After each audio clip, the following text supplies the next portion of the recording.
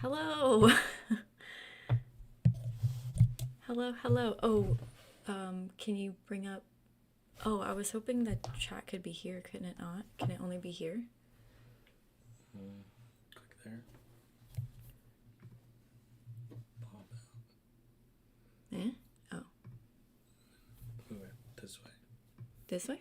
Yeah. Can I make it bigger? Because I can, but can't really see that well.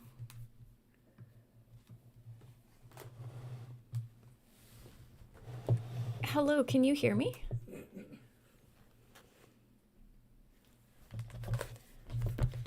Can everyone hear me? Oh, you can.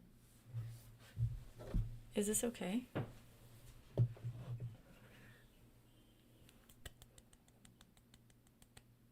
Hello, how's everyone doing today?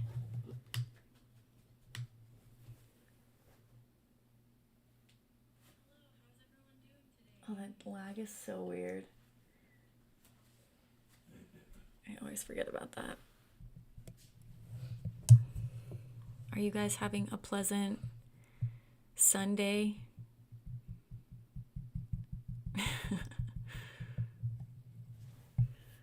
That's good, that's good.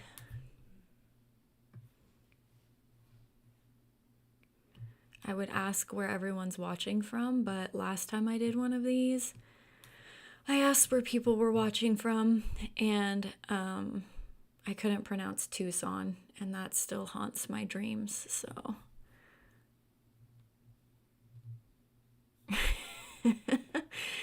Well, the Zoom meeting might be a little bit more important if it's for work, so I completely understand. But we'll be here when you get back, I'm sure. Or just invite us all to your Zoom meeting.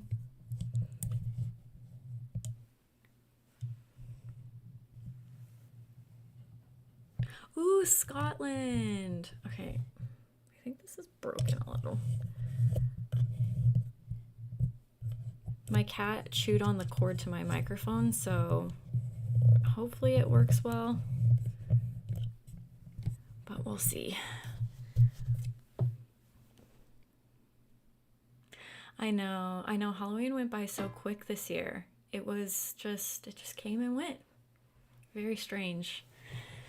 But there's always next year, and at least we have Christmas to look forward to. Yay, welcome in. I'm glad you guys could make it. I'm glad you're here. I'm very excited to talk about the books today. We got a lot to talk about. So we're going to start with the Amityville horror.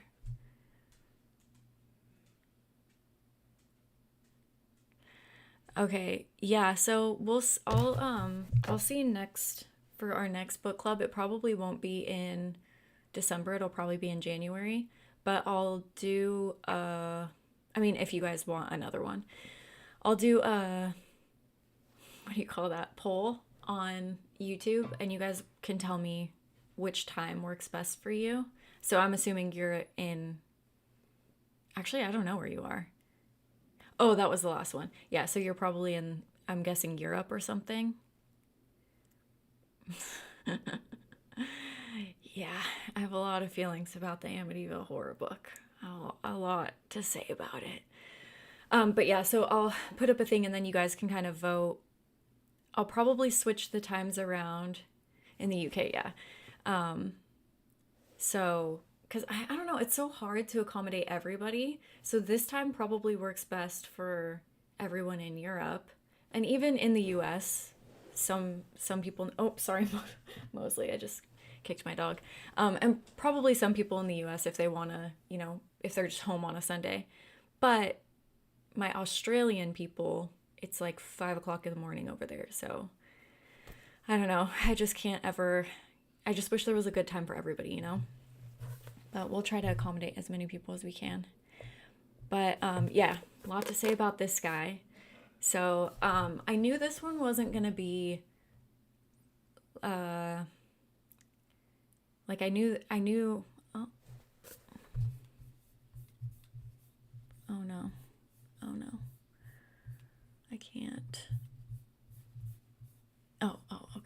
I'm figuring this out, guys. Interesting. Okay. I knew there wasn't going to be a ton to analyze in this book. So I think the last book club that we did, The Eyes Are the Best Part, that was such a perfect book to do for a book club. Oh, Liz, you made it. Hi, Chrissy, you made it. Hi, guys. Hi, guys. Liz, I hope you got some sleep. I know it's really early over there. And Chrissy, we're finally doing a time that works well for you, I think, better than 4 o'clock in the morning. Me and Chrissy watched The Fog on Patreon the other day, and it was super, super late over there. I'm so bad with technology. I'm so bad. Yeah, I'm very glad that people from Europe could be in this one. That's why I did this one earlier, because I had a lot of DMs on Instagram that they were like, can you please do it at an earlier time? So we'll try this time out, and then we'll see how this works, and hopefully we can, I don't know, we'll switch it up, and hopefully everyone can at least make some. But anyways, The Eyes Are the Best Part. That was such a great book to do, I think, because there's so much to analyze in there, and everyone has different opinions and ideas about the book. I knew this one was going to be pretty straightforward, so I'm glad that we did both of these. So this one we can analyze a little bit more, and there's a little bit more to pick apart. But for this one, I just kind of took a little bit of notes. But first, let me ask you, how did you guys enjoy this book? What did you guys think of the Amityville horror book? And no, just know, you guys are the ones that picked this one. And I was surprised when you guys picked it, but I was like, that's what they want. We'll do it. And I'm glad I read it, because I've never read it before. So I'm glad that we were able to give it a read, but it was kind of tough to get through.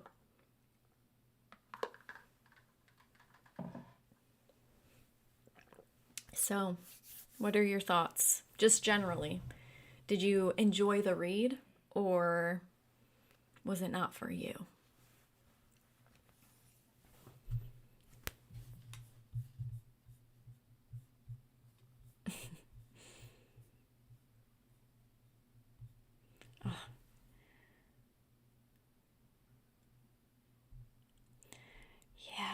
Yeah, yep. I picked Dracula, so I won't take responsibility. Yeah, I honestly, I would have bet that people were going to pick Dracula. But I also know that it's an older book. Not everybody likes classics.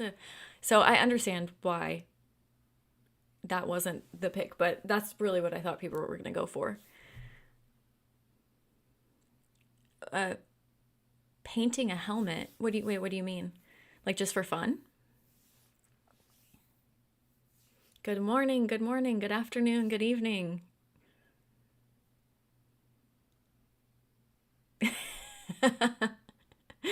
Yeah, I would say this was not my favorite book of the year, that's for sure. Yeah, so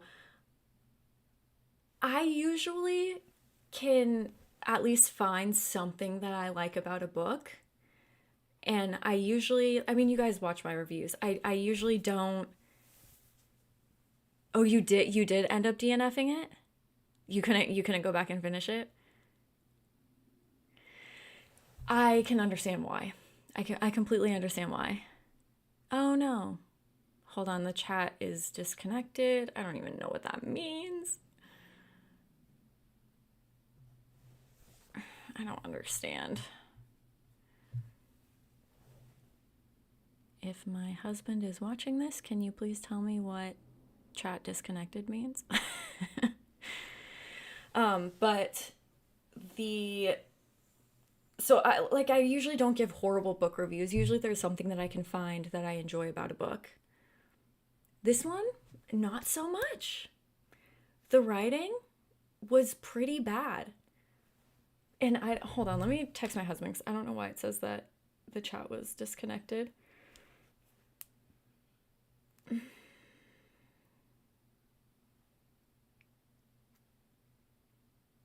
Oh, oh, oh, oh.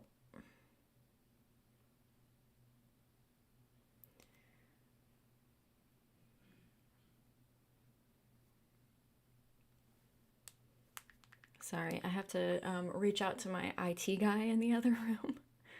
Oh, okay, okay, that did work.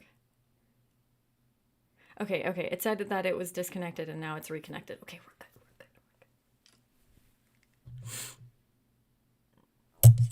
we're good. Did you read the book?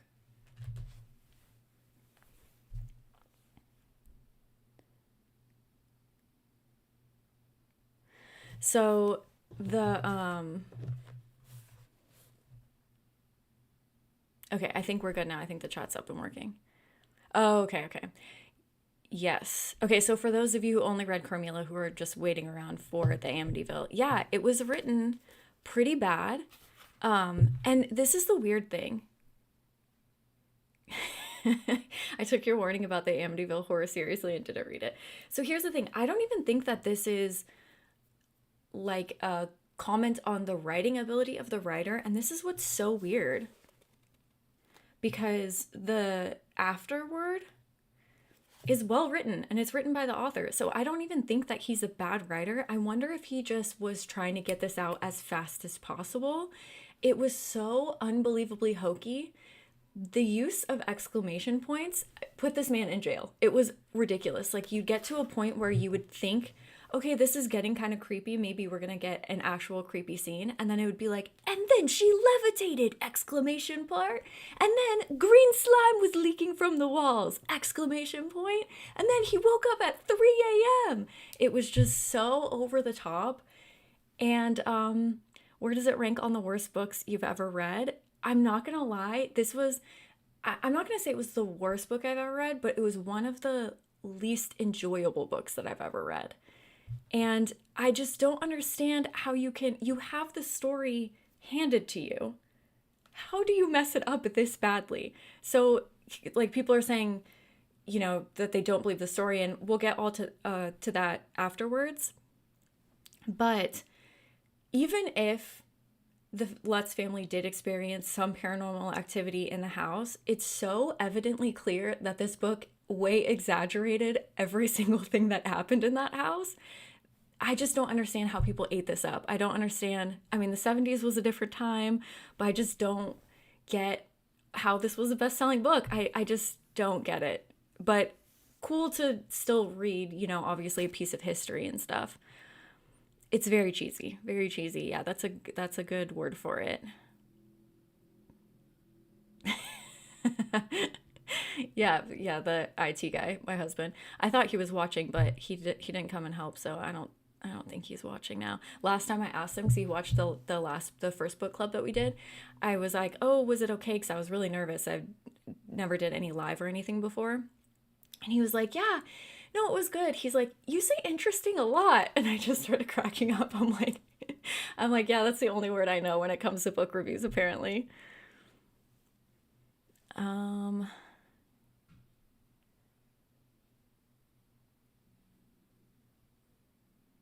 Yeah, yep. Such a shame too.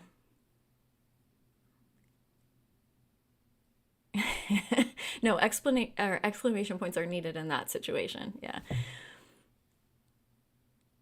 So yes, Carmilla is one of my favorite vampire books too. Yeah, man, the writing was something. So I just kind of have points here. Wait, this is Carmilla. Let me get my Amityville things here. So basically, the little first thing that I wrote is that if you want to be spooked reading a book about how ghosts can move your furniture, play brass instruments, make ominous phone calls, and give you the flu and diarrhea, have the walls leak green slime, and there's a pig man somewhere in there, then this might be the book for you. And that's kind of, I feel like, a good summation of the book. That's really what it is. Like, honestly, people got sick and they were like, it's a ghost. And then they had the flu and it was like, oh, that's also a ghost. And then the walls were leaking slime and they're like, oh, that's also probably a ghost. It's wild. It's so wild. So I don't know that I have a crazy amount of points, but I'm going to just bring up a few things that while reading it, some inconsistencies that I felt were in the book. Yes, there's a pig man. Well, actually, I don't know. Is it a pig or a pig man? I'm still unclear. Do you guys know? I don't know. Because there's also a comment of sometimes the pig was as small as like a book or something, and sometimes it was as big as a house. And I'm like, what are you talking about? I don't know if it's a pig man or a pig.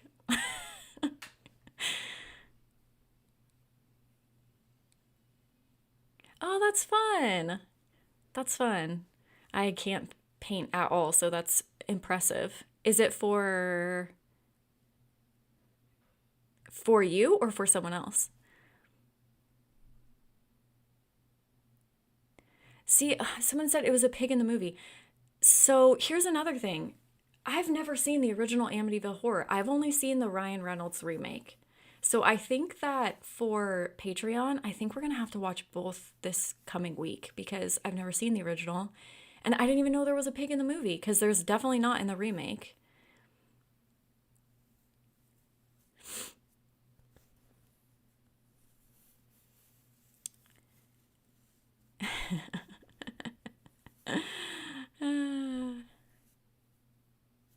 Yeah, I think if you could sit and laugh about the book, it would definitely be easier to digest a little bit. A demon coming as a pig. So it was just a pig. It wasn't a pig person. But then it also, I don't know, the way that they're describing it running away from the house, and then there's one scene where it's standing behind the girl. So then I pictured like a man with a pig face because it's he's looking through a window and the pig's standing behind her. I don't know. I don't know, guys. I don't know. Oh yes. Yeah. Amityville Karen. Honestly, I we might honestly end up watching that one too because yeah, you I did look at the description of that one. So, hold on, where's my little guy? Um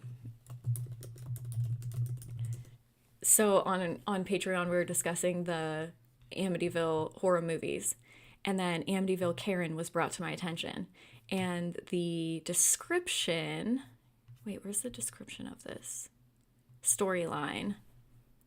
No, where's the one where it was talking about? Oh, here. When stealing a cursed bottle of wine from a struggling local, oh my gosh, I can never say this word right, brewery, Karen soon finds the price to pay is far more dangerous than the average hangover. Everyone is in her path becomes prey, and not even a manager can be called in to stop her. So I do kind of want to watch that as well. Amityville Karen. Yeah, that sounds right up my alley. Yeah. Yep, I can for sure say at least the Ryan Reynolds version of this movie was way more entertaining than reading the book. I liked the changes that they put in it. The Jody instead of being a pig was the little girl that died in the house. It just was way creepier. It made more sense.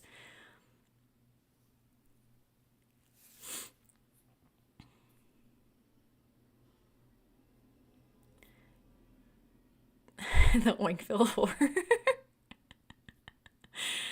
Oh gosh, you guys, this book. I'm glad we all have the same consensus too. And I was telling my husband, I'm like, I don't like talking bad about books. I really don't, because I can usually find the positive in every book that I read.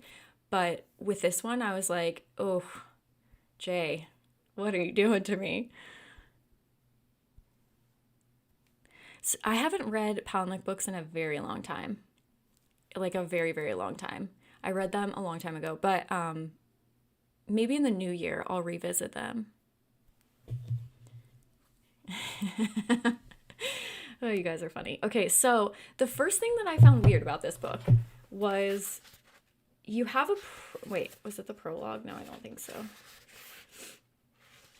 Okay, you have a preface by some random reverend, okay? Not anybody related to the story, just some random dude. And he says that if the story were fiction, it would easily be dismissed as irrelevant. It is, however, a documentary told by the family and the priest who actually experienced what is reported, and as such, the tale must give us pause for thought. And then he goes on to say that it's not atypical from other experiences people that deal with demons or what have you. And he says, I, as a believer in science and in religion, would be remiss not to warn readers against the dangers both of an arrogance that professes a grasp of the unknown and of a bravado that boasts of a control of the transcendent. So he's basically like, you don't know everything, so you should just accept the story as what it is. So, first of all, a weird way to start the story, right? If you have to start a story with someone being like, you should really believe this, kind of weird. And already I'm hesitant to believe it. So that kind of rubbed me the wrong way. I was just kind of confused by why it started like that. Also thought it was weird that when the Lutz family moved in, according to the story, because again, we're going to get to the actual true facts at the end. I did a little bit of research into this, but they bought a lot of the things that the DeFeos left behind. And that also seemed kind of weird to me. I don't know. How do you guys feel about that? Would you buy a murder house and then you're like, oh, that bed looks nice. I think I'll keep that. I don't think I would keep anything. I don't know if it's the only book he's written. I think he was like a reporter or something, or what do you call that? Journalist. That's what I meant to say. Let's see. He also has a novel called 666, which was written after the fact, but it just says,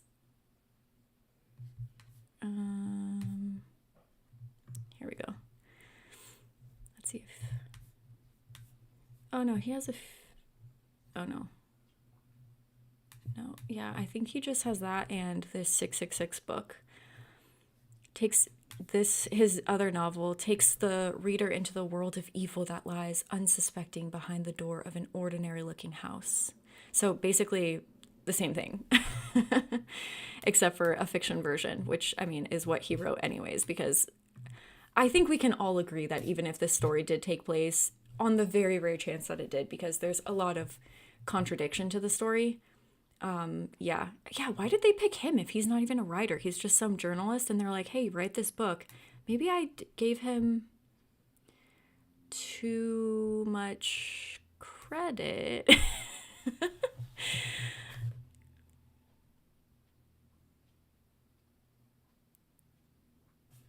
Okay, yeah, so that was kind of weird to me. But then again, all of this could be a lie, so who knows? Okay. So I'm going to also be talking about this because it seems like a lot of people haven't read this and you guys are just kind of waiting for Carmilla, so that's totally fine too. But basically what happens is it does follow a lot with the movie too. They have this priest. I'm not good with that terminology, but I think he's a priest. And his name is Father... I definitely spelled it wrong there, so I don't know. And anyways, he's a priest. He comes over to bless the house. I put this in quotes. This will come up later. And it tells of his experience how while he's blessing it, he hears somebody yell, get out. So he goes back to his, I don't know the name, little priest house and ends up becoming ill with the flu, which Jay Anson seems to imply that this is some sort of demonic thing taking place that gave him the flu. So, but he comes up a lot through the story, so we're going to talk about him a bit more. Oh, my foot's asleep.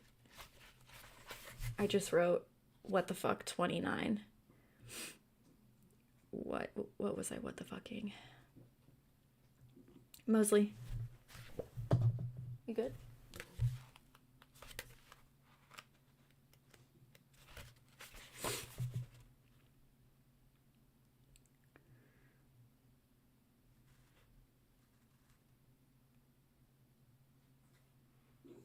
Oh, yes. Okay. So this is actually, I was going to bring this up later, but this says on the fourth night in the house, she exploded, the mother. So I guess I should give a little bit of backstory. Okay. So the DeFeo family lived in the Amityville house before, just for anybody who hasn't read it, hasn't seen the movies, anything.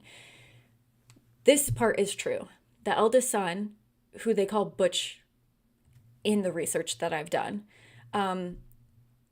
like Butch is his nickname, Butch DeFeo, murders his parents and 4 of his siblings with a shotgun in their beds and ends up going to jail. He claims that he hears voices, and then we're going to go more into this in a little bit later. But basically, he goes to jail. He gets sentenced to 6 consecutive life sentences or whatever. The Lutz family moves in.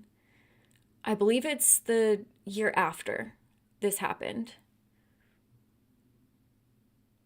And oh my gosh, Boys in the Valley is so good. That's honestly one of the best books. I just started, sorry, but I just started another Philip Fracassi book. It's called A Child Alone with Strangers or something like that. And it's so good so far. He is honestly a phenomenal writer. I've read a few of his books this year, or short stories or whatever. And yeah, he's amazing. Anyways, so the Lutz family moves in with their 3 children. It says, on the 4th night in the house, she exploded, the mother, I think her name's Kathy, and together with her husband, beat Danny, Chris, and Missy with a strap and a large, heavy wooden spoon. So this is kind of something that plays into the story a lot, is the violence in the family. And Jay Anson writes it kind of as like their temperaments change when they move into the house. But regardless, that is something that, I don't know. And again, we don't know what's real and we don't know what's not, right? But they say that all of this happened. So if that's true, I don't know. I kind of think that that's interesting to talk about, because I remember another story where it was about ghosts and people were investigating, and then it turned out one of the brothers was like essaying the family or something like that. I don't remember which one it was or anything, but I do remember reading that somewhere. And then when I went back to try to research it, I couldn't find it. So maybe I'm incorrect and I've read incorrect information, but that seems interesting. And like, if the kids do remember weird things happening, I don't know. I could see the mom beating them with a spoon and being like, the ghost made me do it. I don't know. So there's evidently a lot of violence in the house, which I do feel bad for the kids for. And like, this does happen again. Also, though, this took place in the 70s. Not saying obviously that it's okay, but it was way more common back then. I mean, have you heard our parents' generation talk about their life? You're like, oh, okay, I think I had it pretty good. But I don't know. I just wanted to bring up the violence because that, I don't know. I feel like demons could also be a metaphor for just like how toxic and violent the house was. So somebody said that they should just leave the house, and it's kind of implied that they have no desire to leave and that the house makes them not want to leave, or that they're unable to leave. For example, when they try to leave one night and the car won't start and things like that. Um, oh gosh. So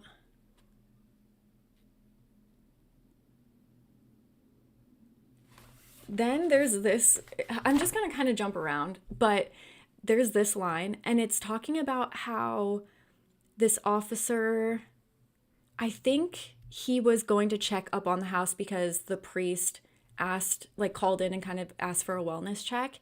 And it says Sergeant Al, whatever his name is, of the county police department was doing a job this Christmas Eve, just as he had been on the night of the DeFeo family massacre. There were just some lines that I'm like, is this English? What? It's written so weird. Like, just say he was working the night of the massacre. I don't know. Some of the writing was just so weird in this book.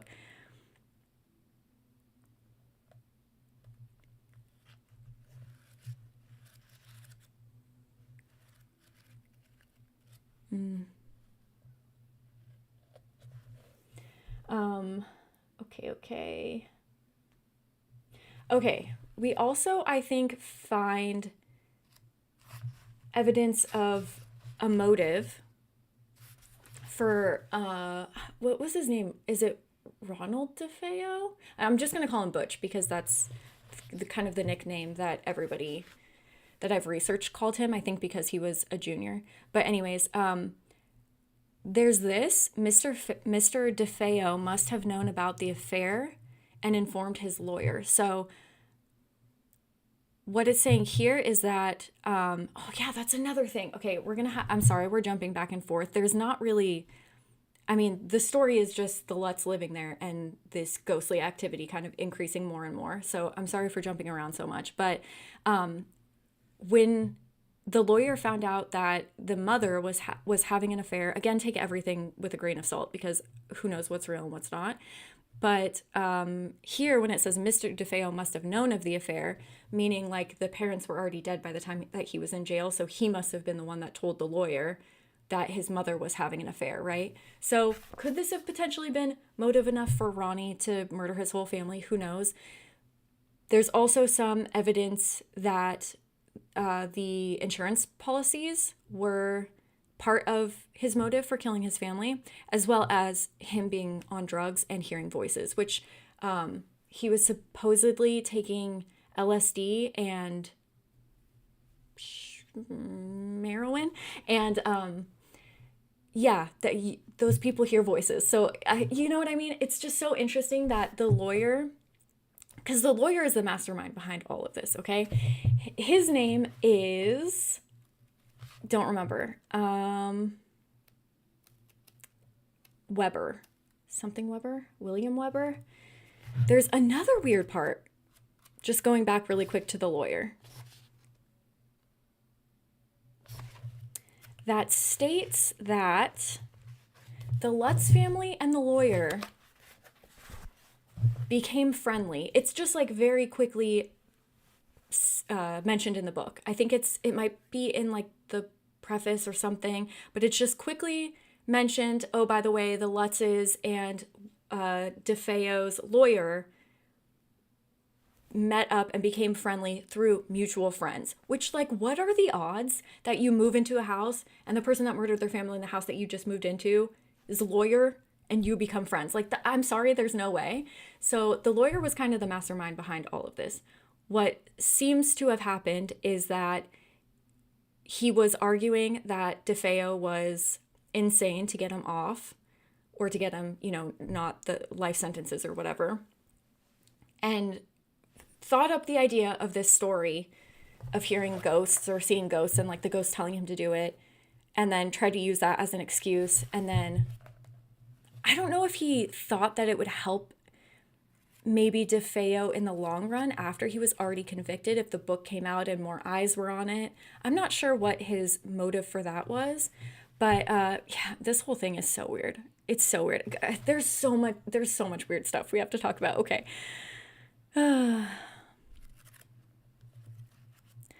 The Warrens honestly just stopped by at the end. So after this book was being publicized, which I don't know if you guys have done any research into the Warrens, but there's a lot of people that think that they're full of crap too. So basically after this book came out, no, sorry, not after the book came out, after the Lutz family fled, the Warrens showed up with a few of their psychic friends, and upon further investigation, it seems like because they invited some camera crews and stuff in to film it, nothing happened. They were oohing and awing and like, oh, I see a ghost over there. But nothing, there was no evidence that anything happened in this house, okay? But that is their only involvement with this story, as far as I know, was they just stopped by near the end. Ronald DeFeo. Yeah, so I'm assuming Butch is kind of like the nickname because he was a junior. But all of the research that I did, because I was so confused, I'm like, who is Butch?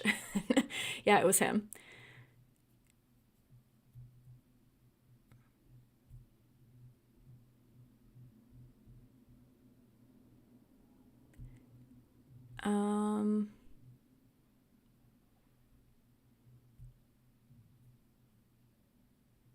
Oh, interesting. I didn't even know that.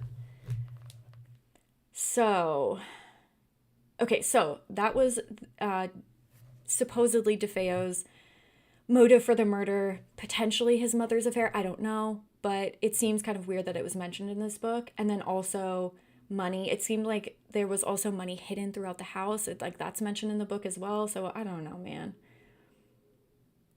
And then we also have a motive for our dear Lutz family as well. And it's like, this is another thing. If you're going to write a fake story, just leave out the parts that show the family that you're writing about in a bad light. Don't include the motive for why they wrote the book in the first place. So, let me see here.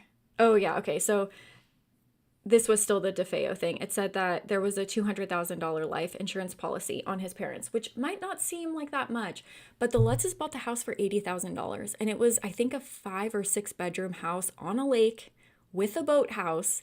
That's crazy.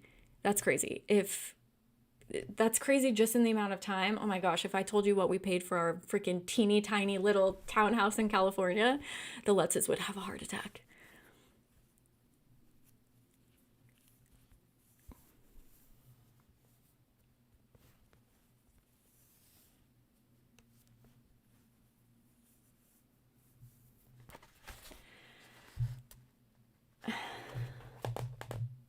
Okay, so I must have put the other motive later. So I guess we'll talk about the motive for the Lutzes in a minute.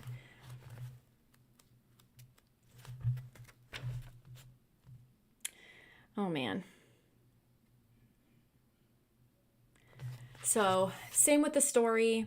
Supposedly Ronnie killed the family at 3:15 in the morning. So this is when the father, George Lutz, the stepfather and husband of the Lutz family, he keeps waking up at 3:15 in the morning, supposedly, once they move into the house. They were only there for, I think, 28 days.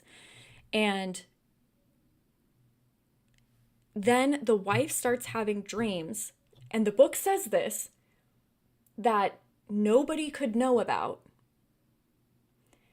because it wasn't mentioned in the press, about how the mother, how the DeFeo mother passed away. Okay, well, you already said that they were friends with the lawyer. So, you know what I mean? Everything's so contradicting in this whole book. It's so infuriating. Like, he really thought everyone was so stupid just writing this and accepting everyone, or just, thinking everybody would accept this. How did nobody question this?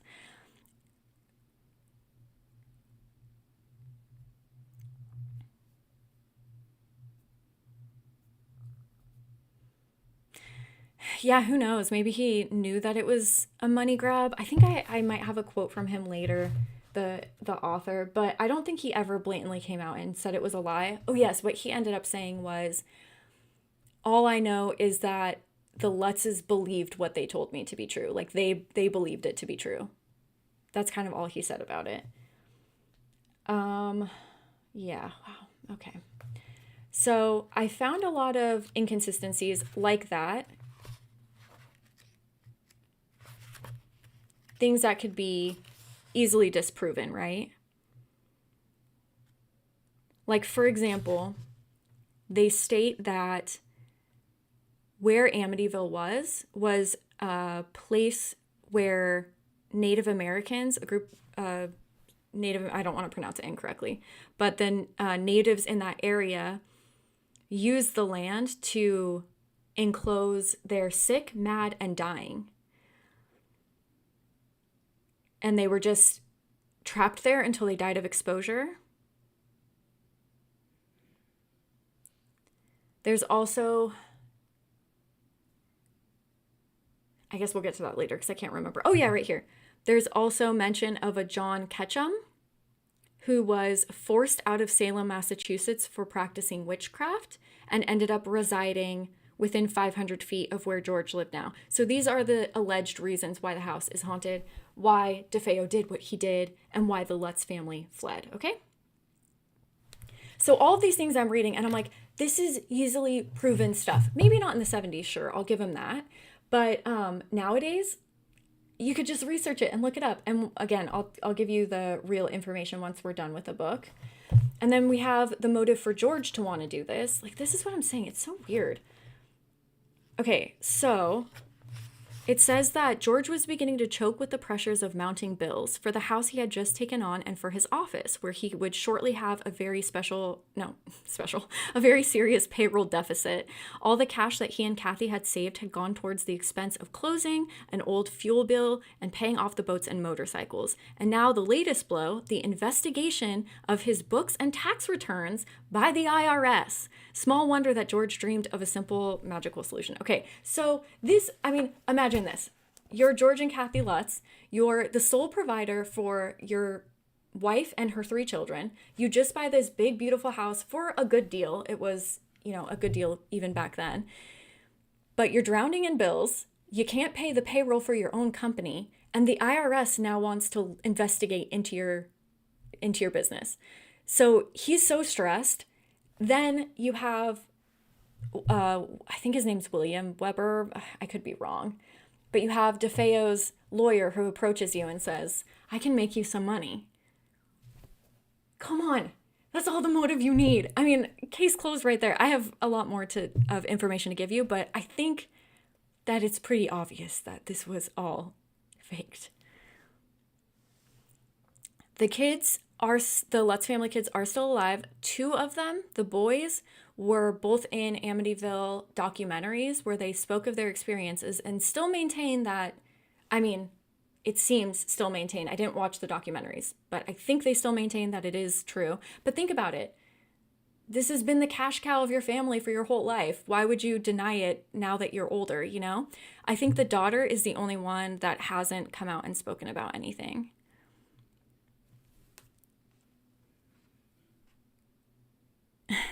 Yeah, it is kind of interesting that all this stuff is from like the 70s where they couldn't, fact check things so easily.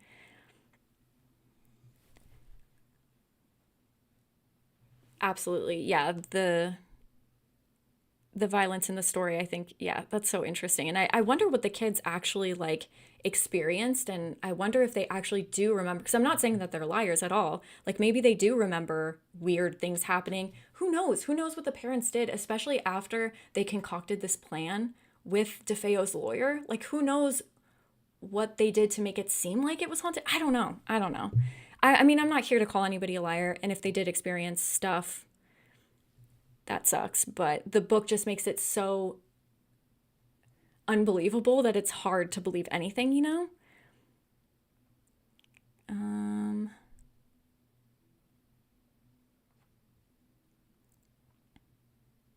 Yes, they were. Let me tell you.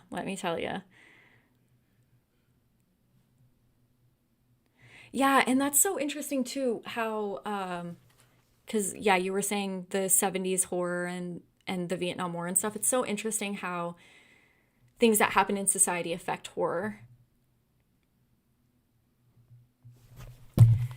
Okay, man. So during this whole time, you have the priest.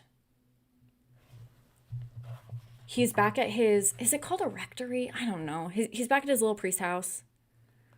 And he's sick on and off. And it's every time he tries to contact George, he gets sick again. So he's like, oh, this ghost is giving me the flu. I better not talk to George. It's so dumb. I'm sorry. It's so dumb. Okay. Now, here are the other inconsistencies that I found. George calls the police when after a storm, his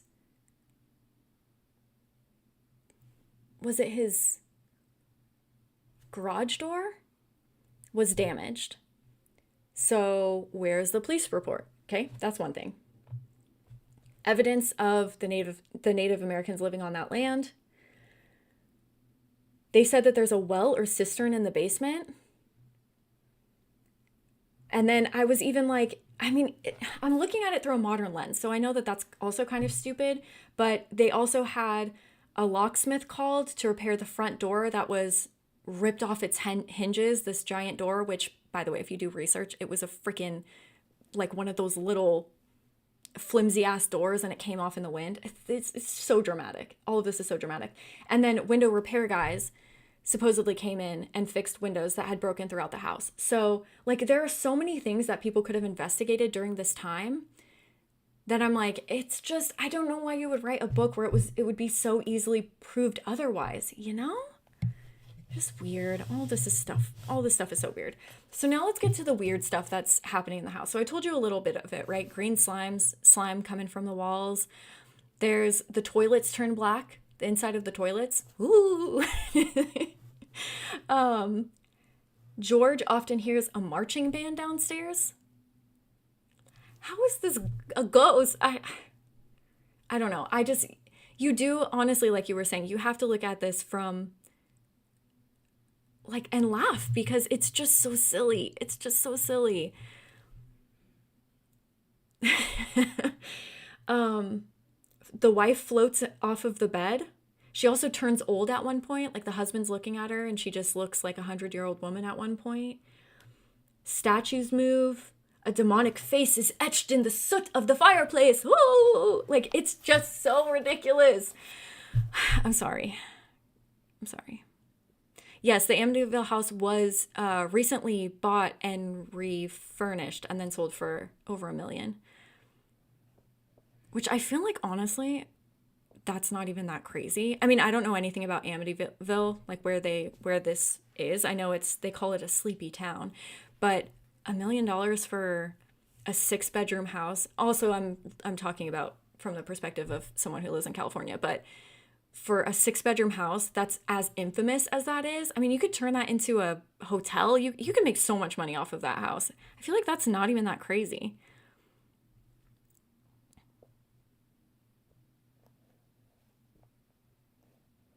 Yep, that's honestly exactly what happened, I think. Oh, yes, clearly there was a slimy pig ghost who was in a marching band and had IBS. Oh my God, you just solved the story. And I was over here not taking it seriously. That's, dang. Oh God, it's hilarious. This whole thing is so funny. And then I had the question, is it the ghosts of people who have died in the house before, demons, or the burial ground? And they implied that it was all three. Okay, then I have this question. Why is everyone so bad at their jobs? So let me read you a few things on why I think everybody in this book sucks. If this is a true story, they all suck. 124. Sorry, can you hear the book turning pages in the microphone? Is it loud? So, the father, the priest guy, he keeps being like, I need to help George and the family, but he keeps getting the flu, and he's like, these demons obviously don't want me to help George. So this is a quote from him. God forgive me, but George is going to have to get help from someone else. There's no way I'm going back in the house. Which, first of all, is a wild thing for a priest to say. And second of all, there are 3 children that live in that house. I just wrote, nice guy. Like, that's it? You tap out because you had the flu, father? What the hell is going on here? Okay. Sorry, I'm getting heated, but man, some of the stuff I was just like, you guys are all terrible at your jobs. Then there's this one, which is from a police officer. Okay, so this police officer was previously, I think this was the one that was previously called, the address is 112 Ocean Avenue. He was previously called to do the check on the Lutz family. He just drove by. I think he didn't even go up and talk to them. He just saw them putting up Christmas lights in their house, and he's like, oh, everything's Gucci. So I don't know why he went back this time. I can't remember.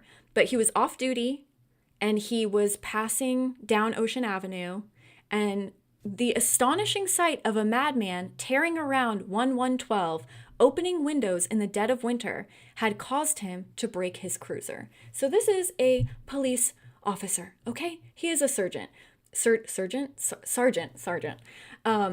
So he pulls up to the intersection where whatever cuts into Ocean Avenue, directly opposite the Lutz's house. He turns off his headlights. So you're like, okay, cool. He obviously sees George Lutz is distressed. It's a fucking winter storm, and he's running around opening the windows. You know that there's 3 small children in there. He's going to go investigate. He says, He turns off his headlight. Something was holding him back from getting out of his car and going up to that front door. He really didn't want to investigate why the owner was behaving like a lunatic. Sir, that is your job. You are a police officer. What do you mean? Like, why is everyone so bad at their job? No one even tried to help. This book is ridiculous. It's so ridiculous. That made me so angry. Okay. Isn't that funny, though? He's just like, oh, well, I don't want to investigate while George is being crazy. I'll just come back later. Okay. You also have the other priests. I mean, this doesn't really have much to do with the story, but our main priest guy, who's kind of an a-hole, he goes to his, again, I don't know the freaking words, his bosses, his priest boss, and he's telling him about the story, and they're basically like, hey, you're kind of obsessed with this Lutz thing. You got to let it go. They basically imply that it's psychosomatic and that it's not actually demons. So that's kind of interesting. Okay. Okay, what the heck did I write here? Oh. Okay, I just wrote, okay, fuck these people, page 206. Okay, so I'm like, oh, what would cause me to become so infuriated at this book? I turn it open. First of all, they keep the dog outside on a leash, which I understand guard dogs, and I understand it was a different time, you know? But I still was like, Harry, that dog should be inside. It's snowing, okay? But I understand, you know, different people use dogs for different reasons, whatever. But it said, just to be safe, George and Kathy decided the children should sleep in the master bedroom again, with Harry inside, down in the cellar, where all of the weird stuff keeps happening. They found this death room down there. He gets really creeped out and like doesn't like going into the cellar, and he makes his dog sleep in the cellar. Excuse me? I think we should lock George in the cellar, okay? That really made me angry. The dog only got to come in a few times during this book, but the dog did survive, so I can't be too upset. But Harry, I'm on your side, bud. This part was kind of creepy. George had dozed off in a chair, and Kathy woke him up screaming. He was yelling in 2 different tongues, languages he had never heard before! Exclamation point. Okay, it kind of ruined it. Yeah.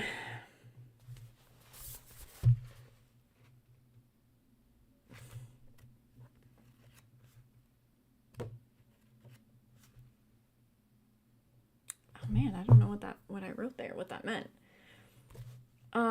Okay, so let's just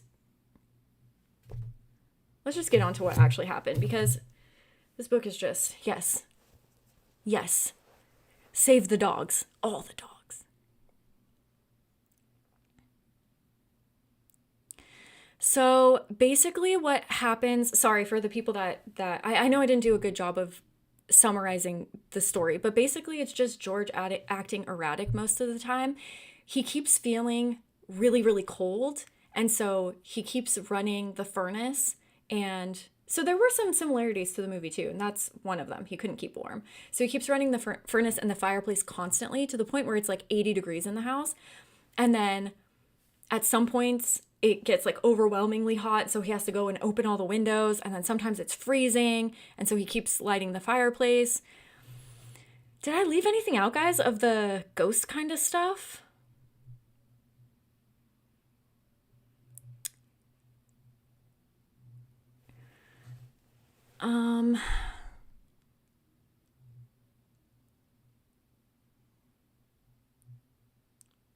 No, it was like, I don't know the word. It's like a diocese or something? A diocese? I don't know. I don't know any of those. I don't know religious terminology. But it wasn't a pope. It was like it was just, and I don't even know if a priest is the right word. But he lived at this house, and then he went to his diocese, I don't know, and asked them for help. So that is why George was running around opening the windows. But otherwise, they saw some stuff, some like black figures, black shadows. I already said that they had this lion sculpture that was moving. I don't know. I think that was kind of it. The pig guy. Windows did break quite a few times.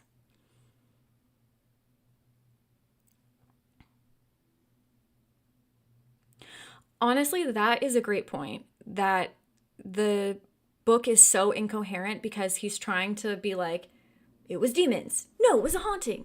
No, it was on an ancient Indian burial ground. Like, there's just so much going on here.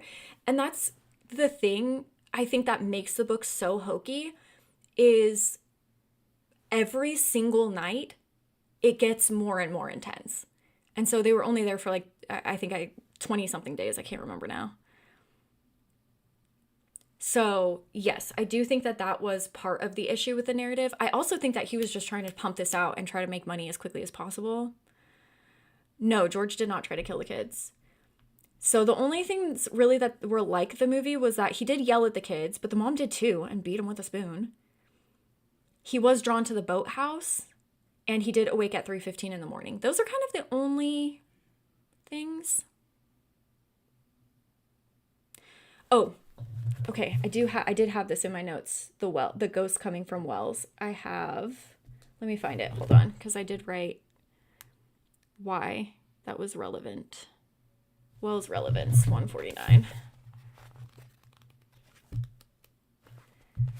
It says, her answer shocked him. I think she said that your spirits may be coming from a well. You can cap it off, but I bet if you do find a well under your house, there's a direct passage to it. And somehow, even if it's a tiny crack, that's all it takes. With that, it can climb out when it wants to. Okay, I thought I gave more information, but yeah, I guess they were just coming from the well. Also, I don't know if there's any evidence of the well at the house. What? A well in the living room? What? Was it an actual well, like water in it? Oh my gosh. Like the ring? Like a ring well? That's crazy.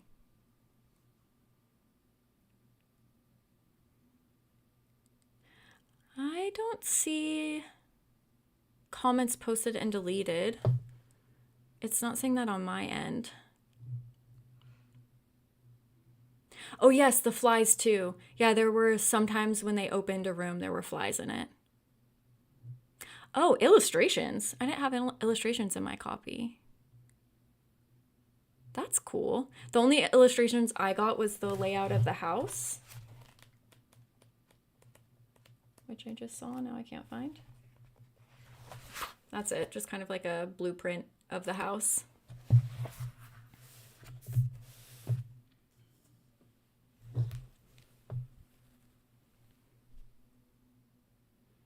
Oh yeah, and where do you live That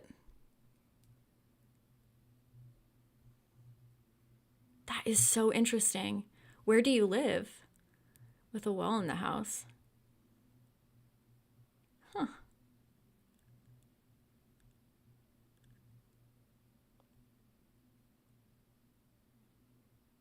Oh, okay. I was gonna say, yeah, we don't really have cool stuff like that in the US, especially not on the West Coast. We don't have any like old, cool, creepy stuff. Okay, so that's another fucking irritating thing. What became of the Lutz family? Well, let me tell you, I don't fucking know because the book didn't say anything. Like, this is. Okay, the entire book, there's supposed to be this investigator from this ghost facility. I don't remember, I'm sorry. But he's supposed to be coming and staying the night at the house, okay? He keeps getting delayed. I'll be there tomorrow. I'll be there tomorrow. I'll be there tomorrow, okay? So you keep waiting and you're like, this is going to be the crescendo of the book where this ghost guy shows up and proves that there's ghosts here, right? The family flees the house. Finally, they're allowed to leave for whatever reason, I don't know. They leave all of their belongings behind, which I think was supposed to be their, well, how would they have, if this was all made up, why would they leave all of their shit behind? I'll tell you why in a minute. But they leave all their stuff behind. The only mention of that guy, that psychic guy, who was mentioned in like a good portion of the latter half of the book, was that when the Warrens went, he came too. But that's it. Then why even mention him? It was so weird. The only other thing that happened, oh yeah, the illustration of, oh my god, that's who it was. Holy crap. I'm sorry, I'll tell you about the Let's in a second, but I wrote, that ain't a pig, honey, in my notes, but I didn't write a page number, so I was like, what am I talking about? You just reminded me. It was the pig illustration of Missy's drawing. I saw it and I was like, if my kid showed that to me and was like, this is the pig I'm seeing, I'd be like, okay. Sorry, I don't mean to. But come on. That is not a pig, ma'am. So I can tell you one thing. Little Missy Lutz did not grow up to be an artist. Okay, sorry. I'm sorry. Anyways, the Lutz family fled the house. The thing that's mentioned at the end is that they are finally at their mother-in-law's house, which they, should have done this whole time if all of this stuff were happening.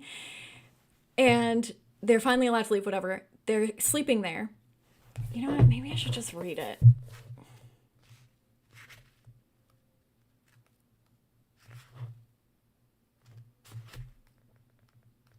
If I can find it. No. Man, where was that?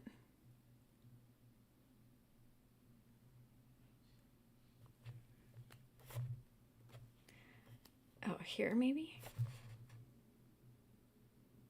No? Dang it.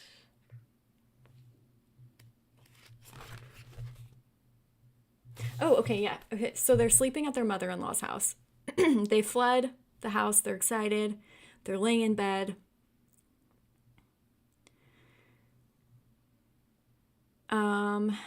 He hears George. He remembers it was Kathy. George looked down and saw that she was back on the bed looking up at him. He began to drift toward Kathy, then felt himself slowly settling back on the bed beside her. "George," she cried, "you were floating in the air!" Exclamation point.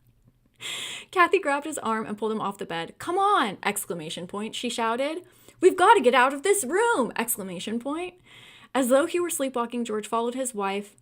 At the head of the staircase, they both stopped and recoiled in horror. Coming up the stairs towards them was a snake-like line of greenish-black slime. George knew he had not been dreaming. It was real. Whatever he thought they had left behind forever back at 1112 Ocean Avenue was following them wherever the Lutzes fled. So that's how the story kind of ends. And then afterwards, there's a little mention that, oh, by the way, ghosts can't follow you across bodies of water, so they just went to the West Coast and they were fine. That's what happened to them. Okay. Oh yeah, both the parents are dead, yeah. Divorced? No way! After he beat her children? That's crazy. Oh, jeez.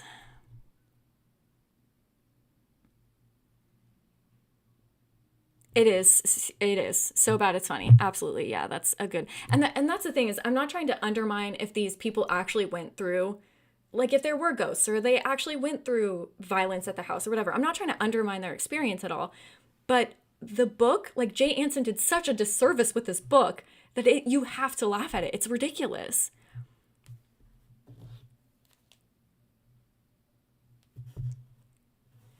Oh, it's just water. But the Starbucks has these color changing cups. And I'm a kid from the 90s. I love anything color changing. So I have like 100 of these cups, and it's just when they turn cold, it turns blue. It's just water. Okay, so let's get to the real story. I'm just going to read you kind of the notes that I have. And by the way, I didn't do a ton of investigating. I came to a point where there were crime scene photos, and I said, I'm tapping out, buddy. I did not want to see any of that. So I don't do well with real life violence. Yeah, he must have written it in his sleep. I don't know. My dog could write a better book, and he doesn't know English. So, okay. On November 13th, 1979, DeFeo shot to death both of his parents and his 4 siblings who had been drugged earlier in the night. After the Lutz moved in, William Weber approached the Lutz with an idea that he had previously concocted, a book about the haunting of the Amityville house. The Lutz eventually declined the offer of the measly 12% that he was going to offer them and signed a contract with J. Anson, receiving 50% of the earnings. The book sold 3 million copies and the movie grossed $80 million. So I think it's funny when people are like, but they left all their stuff. Well, if you were going to make millions of dollars, I think you could leave some of your clothes behind. You know what I mean? And it was obviously a family that was struggling financially prior to this. I mean, assuming, given the information that we have from the book, I don't think that would be that crazy. They also went on a book tour. And after 2 articles were written about the Lutz's experience, so this was a little confusing. There was a third person mentioned. So it wasn't Weber that wrote this, but it was Weber, some other guy, and them that had discussed the topics of this book. And I think the other guy is who ended up publishing those articles. But it says after 2 articles were written about the Lutz's experience, the Lutz attempted to sue Weber. Weber countersued the Lutzes. The judge dropped the Lutz's case. I don't know if they were suing, saying that they told their story, because the judge ended up siding with Weber, saying, this all seems fake anyways. So, but it also doesn't make sense, because if they stole the story, that still would be, like, that would still be a copyright issue. So I'm not sure if they just sued on the grounds of stealing their real life experience or what. But anyways, the judge ended up dropping that case. But Weber's case was settled outside of court. So the Lutzes did pay Weber some sort of settlement. And later, Geraldine DeFeo, sorry, which we'll talk about in a second, Jesus Christ, okay, asked that the documents be unsealed, which showed the Catholic priest, the one, hold on, battery died. Oh.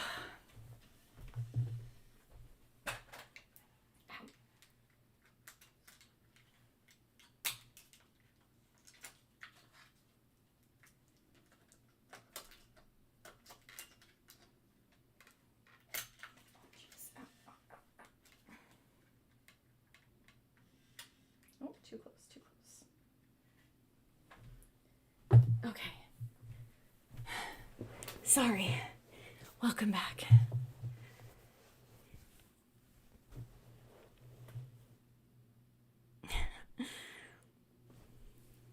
Sorry, let me catch up on this and then I'll get back to my notes.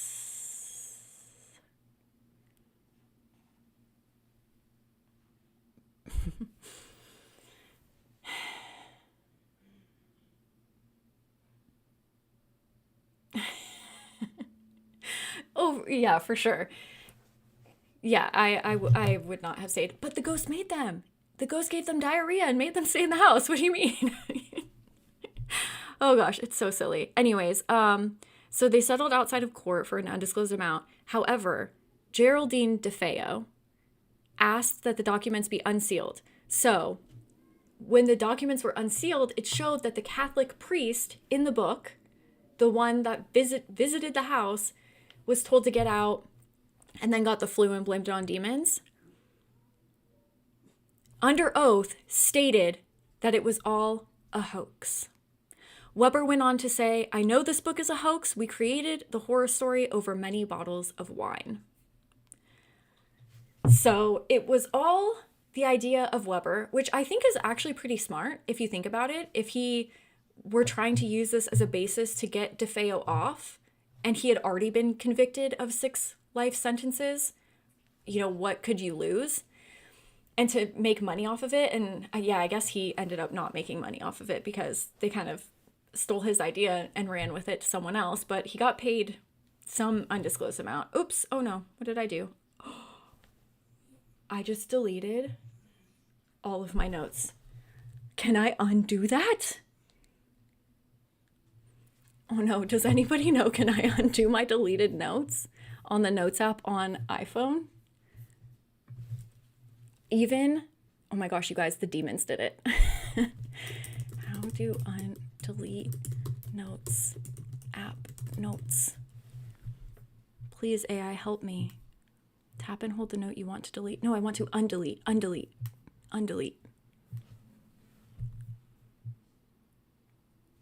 How does a ghost give you diarrhea? I don't know. I don't know, but he sure does.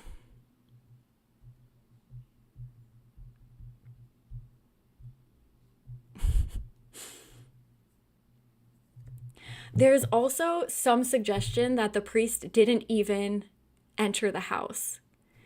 You guys, I can't believe I deleted my notes. I don't know what to do. Because I didn't copy it, so if I paste, it's not going to be...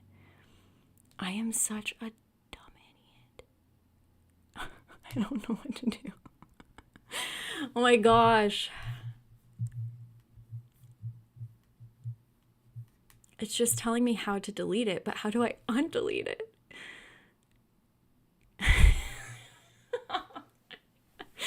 Oh my god, you guys crack me up. Okay.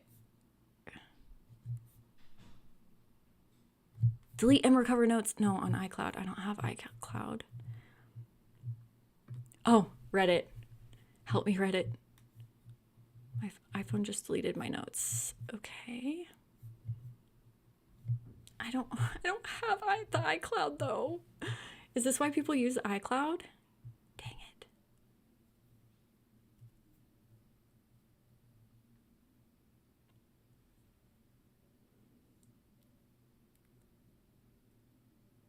I know, my phone's like, just stop talking about this. Guys, I literally deleted all of my notes. Like there's nothing here. Oh wait, no. Oh, I just opened a new note. Oh, I'm so stupid. This is what I'm saying. I'm so bad with technology. Okay, let me read you a few lies and then a few weird things about the story that I found, and then we'll get on to Carmilla. Okay. So, the lies. The Lutz family didn't know the priest beforehand. It stated in the book that they knew him. That also came out to be a lie. The priest came forward and said that this was the first time that they had met him. It's unclear whether the priest was in on the story or not. He might have just been kind of collateral damage with the story, or he may have known. I don't know. He didn't look too great in the book, so I'm not sure. Weber suggests that the priest never even stepped foot inside the house, and his only interaction with the Lutz was through a phone call. Oh, and then I said that they did have access to Weber, so it's kind of insignificant the fact that they said that they didn't know, or that Kathy Lutz knew secrets about the DeFeo murders that weren't public knowledge. She was friends with the lawyer. Okay, another huge lie. These specific natives did not even reside in Amityville. There was some investigation done, and the way that they treat their sick and dying and mentally ill, they don't just put them in camps to die. So like that whole thing was proven incorrect. Okay, now the John Ketchum thing, he was an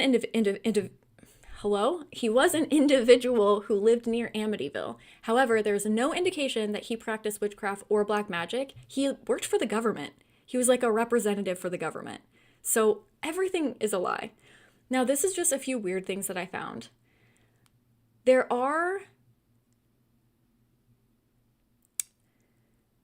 Okay, so the families were all found in their bed facing down. However, recent blood splatter analysis experts, and I don't know if this is just one person or this is the consensus, I have no idea, but there is some evidence now to suggest that they weren't all killed in their bed.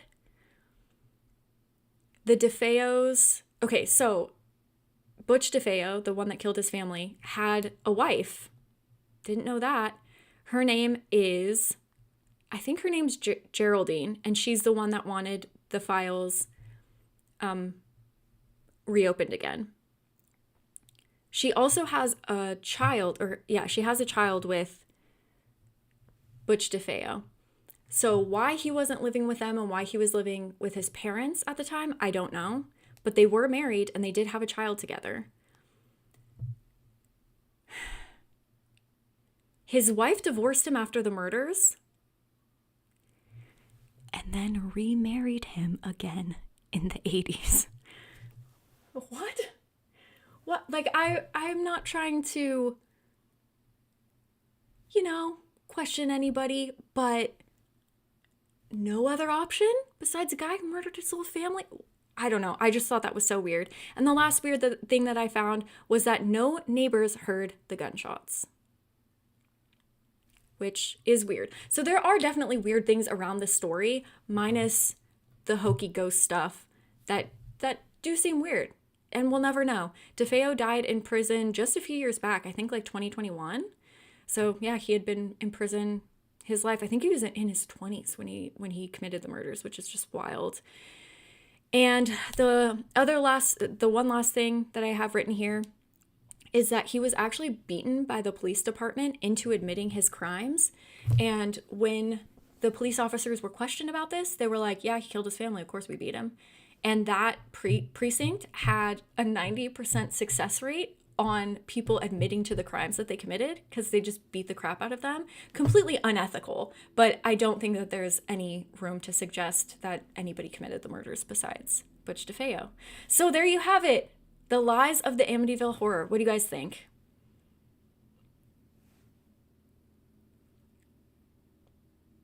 She can fix him. Oh, God.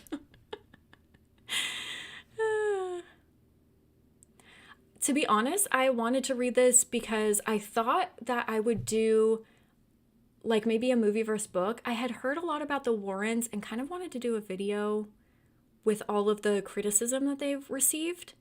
And then I saw the Amityville book. I'm like, oh, this might be interesting. So I bought it a while ago. And then you guys voted on, I think it was on YouTube to read this one. So I was like, all right, let's read it. Let's do it.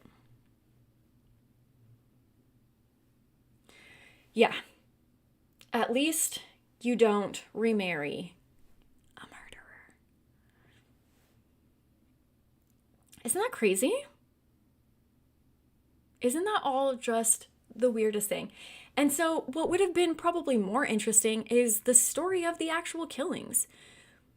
DeFeo kind of went back and forth. He would admit it, and then he would be like, no, the mob. And then, I didn't do a crazy amount of research, but this is just in the very limited stuff that I did. Because once I got to a point where it was showing crime scene photos, I can't do that. I cannot do that. You guys seriously crack me up. The scariest part of this was when I deleted all of my notes. And then I didn't even delete them. I just started a new note. Oh, gosh. What year did the book come out? It was in the 70s. It was pretty close after, because the movie came out in 79. Yeah, so the copyright 77. So just a few short years. I think the Lutzes lived there. The murders happened in 74. The Lutzes lived there in 75, fled in, was it January or February? I think January. And then it was published in 77. Yeah, so he didn't even write it that fast. Very strange, very weird. How close is it to the movie? Not at all. Not at all. Not in the least book. If you want to save yourself some time, just watch the movie. The book was pretty rough to get through. Yeah, the Lutzes divorced and then the DeFeos remarried. Oh, the DeFeos did end up getting divorced a second time, and then Butch DeFeo wanted a third marriage, and then that was when the girl was like, no, I don't think so. So, yeah. So that's the Amityville Horror. Holy moly. I did not think we were going to talk about this one for so long but I think I just kind of roasted these people for an hour and I kind of feel a little bit bad. But I also kind of don't. So here's the thing. This is just my wrap up of the book. It's obvious that, like I said, regardless of what actually happened in the house, even if they were haunted by ghosts. Oh, by the way, nobody who has ever owned the house, the Amityville house, prior to the DeFeos or after the Lutzes have witnessed anything. Nothing. And they say it in the book, well, it's not unusual for somebody to be haunted and then just one day all the ghosts just disappear and the demons they go away. Sorry if you can hear that noise. It's the garage door under me opening. But so no, there's literally no evidence to suggest that any of this is true. Even if they did believe something happened, and even if they did feel that they were haunted, it's so clear that this book is an exploitation of the deaths of this poor family, and I just think it's horrendous and awful. Really, the only person who didn't try to make money off of it was DeFeo's wife. She did turn down multiple interviews and anything that made money from the murders of her in-laws, which, you know, that's good. But if it was all made up, that's a terrible way to make your money.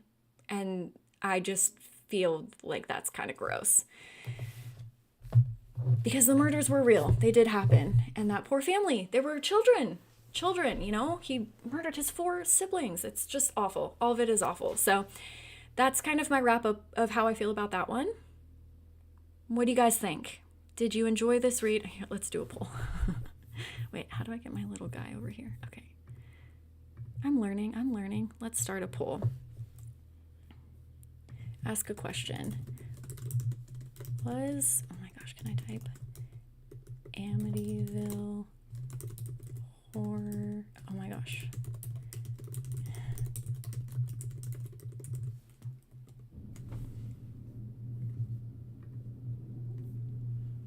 Okay, we're gonna start a poll. Was the Amityville horror book the best book ever written? Oh gosh. No, it's not bad that you want to read it. And I don't think that there's anything necessarily morally wrong with discussing horrible things that take place. I think it's normal for people to be curious about really awful things and to question how humans can do such a thing to each other, especially something like your whole family. Like this is something that's almost unheard of. You know what I mean? So, like documentaries and things like that, I don't think that there's a problem with. And even though this was a clear exploitation of the family, I still don't think that there's anything wrong with reading it and learning a piece of history. But it does suck that, you know, that there is a family who actually suffered for them to make their millions. So hope they fucking enjoyed it.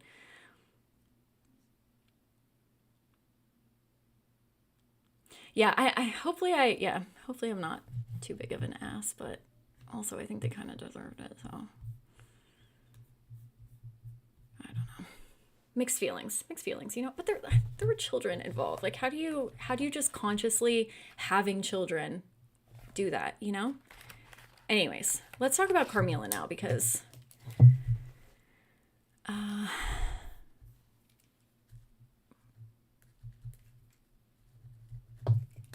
this one was more enjoyable. Okay.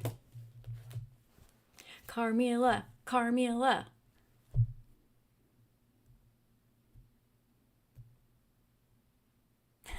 Yeah, that's true. It was definitely hammered home that she was very weak. Okay, but I do have to admit, this Carmilla is one of my favorite vampire books. I love this novel. So let me give you kind of a breakdown. This one, I'm going to ask a lot of questions, and it's not because I'm testing you. I am genuinely curious because I don't have answers to a lot of these questions. So I wrote a lot of things down that I wanted to get your opinion on for this book. I'll give you a quick synopsis, and then we'll kind of just go through things that happened. I also kind of wanted to talk about Carmilla as a vampire and how she is similar and dissimilar to kind of our knowledge of vampires and the lore of vampires and even our modern day vampires. Some interesting lines. We'll talk a lot about her focus on death as well. And just kind of some weird stuff that happens. Lastly, we'll talk about the sapphic nature of the book,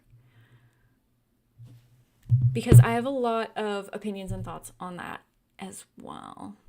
By the way, oh yeah, it keeps saying that it's disconnected and reconnected, so hopefully it's working fine. By the way, I did get a comment last time, just before we begin, of somebody saying, it was for the Eyes of the Best Part 1 book. They said something like, I read this book differently than you did, or I didn't pick up something. I just want to say, all my opinions on my books are just my opinions. It doesn't mean that I'm right about analyzing a book. It doesn't mean that you're wrong. So I just wanted to make that clear. Just because we read things differently, mean it doesn't mean anything. I mean, that's why I think these are so cool, is because we get to share our different opinions. And if you just read a book surface level and straightforward, there's nothing wrong with that either. Just enjoying the book for what it is, you know? Okay, stop roasting my book before we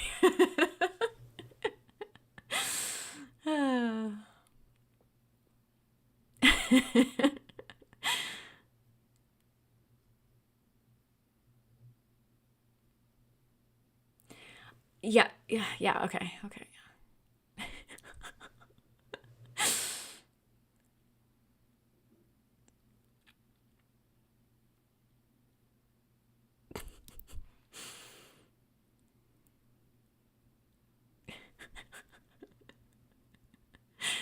Oh, jeez.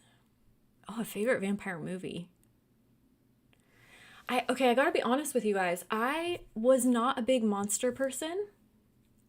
And I think I usually say that in videos, like, I don't really like monster books. But that's not true. That's not true. I'm starting to realize that they can be written, obviously, in a great way. But I think I've purposefully not read monster stuff for a long time. And then this year I was like, wait, there's some really great monster stuff that I'm really missing out on. So I honestly can't really remember many vampire movies that I've seen. I've read Salem's Lot, but I haven't seen the movie. I really can't even think of any off the top of my head. Oh, is this a vampire?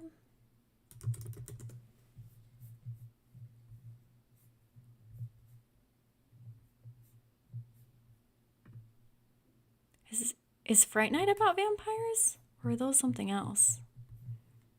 Oh, it is a vampire, but yeah, I don't know.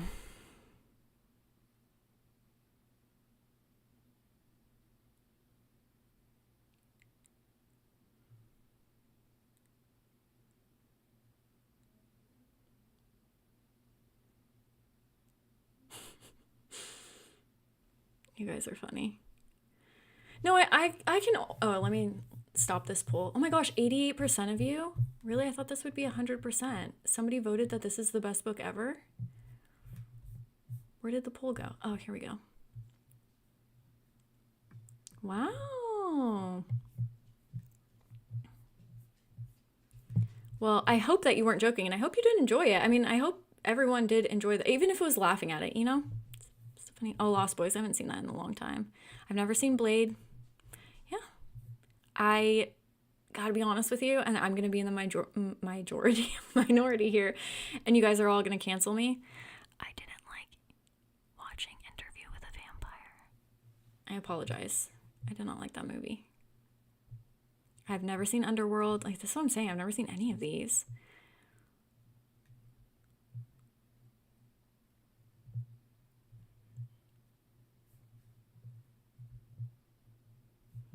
See, and this is cool. We all have our different opinions, and yeah, it totally makes sense why.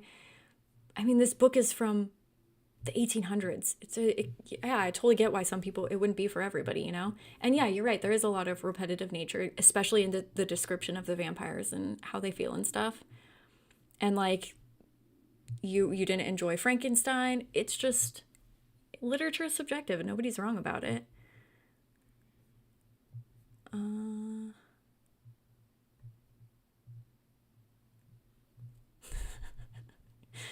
Okay, I'm getting to the book, I promise. Yes, it's an easy, quick read. I thought it would be a nice way to round out the book club because, well, I didn't know the Amityville horror would be as bad as it was, but I did think that there wouldn't be too much to analyze on it.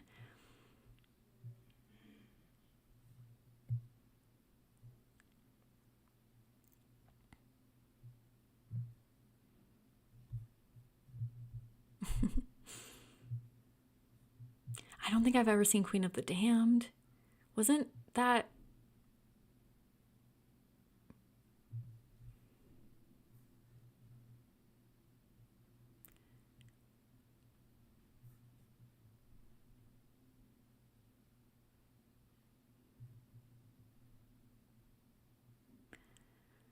The only Dracula movie, I mean, I've seen the original Dracula.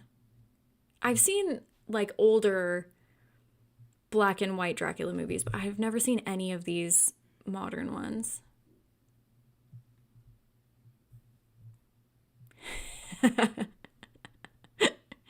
No, totally cool. Totally cool. Yes, you were right. Completely overrated.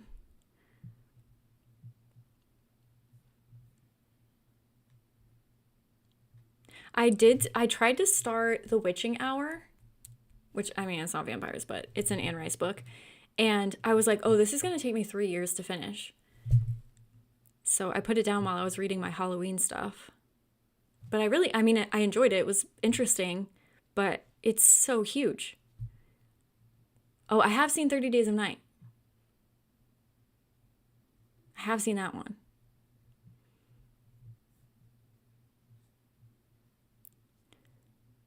No, I didn't watch Queen of the Damned. Yeah.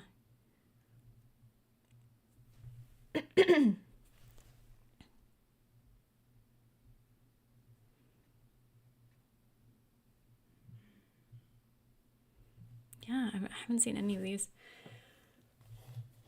Buffy the Vampire Slayer movie. My brother loves that movie. Okay, Carmilla. So I'm assuming I cannot talk today. Consensus is that you guys enjoyed this one probably at least better than Amityville, right? Even if it wasn't for you, I can understand the language and the time period that it was written. What was it? When was it written? 1845 or something? Oh, it was serialized between 1871 and 1872. I was not even close. I don't even know if I've seen the Buffy TV show, to be honest. But you guys want to hear a funny story, actually? Really quick. We're going to get into the book in just a second. A long time ago, I did these makeup classes in LA, and my special effects teacher worked on Buffy, and he said that they were so over it that every time they made a monster, they just tried to make it look like a penis. I hope I didn't just ruin that show for you guys.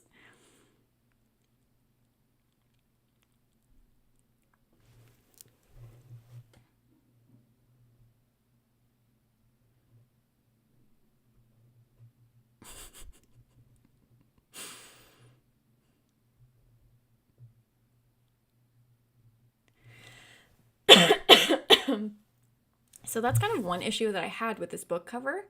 Beautiful, don't get me wrong. It's an absolute beautiful book cover. But there's bats on it. There's no bats in this book at all. Why wouldn't they draw cats on it instead of bats? I still love it, but it just felt kind of weird. Oh, sorry.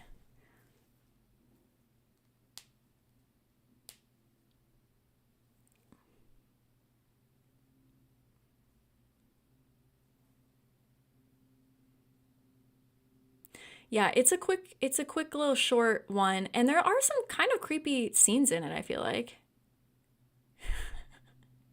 Google at your own risk.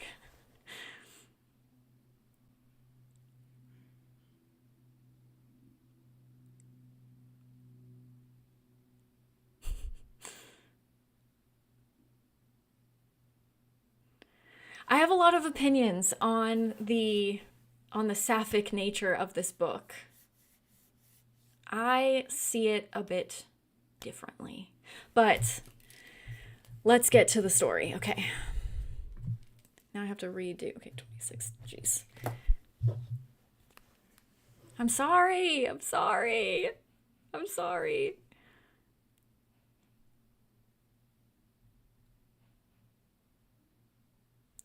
Okay. Let me get over. Oh, that was my notes. Okay. Let's try not to delete them. So, for those of you who haven't read this book, it's about a young girl named Laura. Laura? Laura. I think her name's Laura. And, ooh, that's a good point. Reading it through imagining you were in the 1800s and not through a modern lens. Yeah, imagine being in like this old giant castle reading this book by candlelight.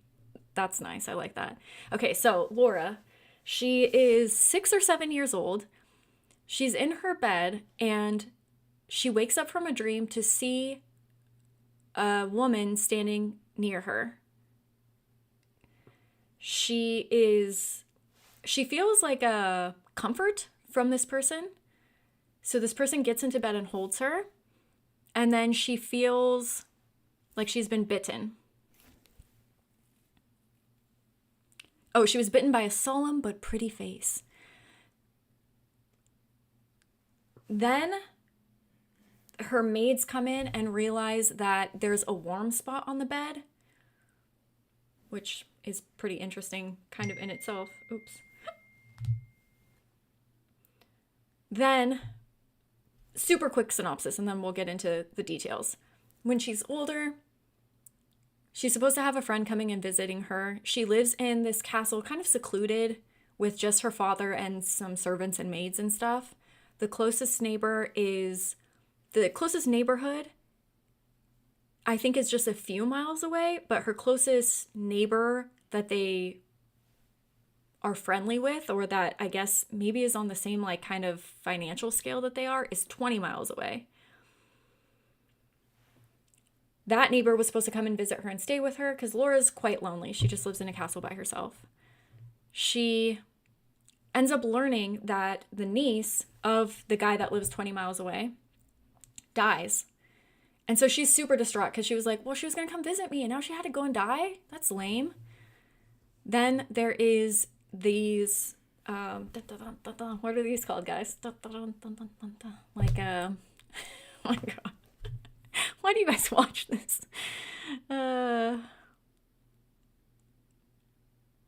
Horse, with a carriage. They're in a carriage. Yes, a carriage. It fell over. So Laura and her father come run out. There was a girl who's apparently hurt. Her mother's like, oh no, I don't know what to do. I'm on this like life or death mission. And obviously she's not up for this travel. Whatever will I do? And Laura's like, I'm kind of lonely. Invite this random girl to stay with us. And so her dad's like, if you're okay with it, we'll take care of her. And her mom's like, all right, well, we just got in a freaking car accident, but I'm just going to leave her here with you losers. And then she takes off. So the girl ends up being Carmilla. Laura and Carmilla form a close relationship. Some people think that it is a romantic relationship. And then we'll get to the end when we get to the end. But then some young girls throughout the story around the town start dying off one by one. Really? This doesn't... Dun, dun, dun, dun, dun, dun, dun. That didn't give off horses?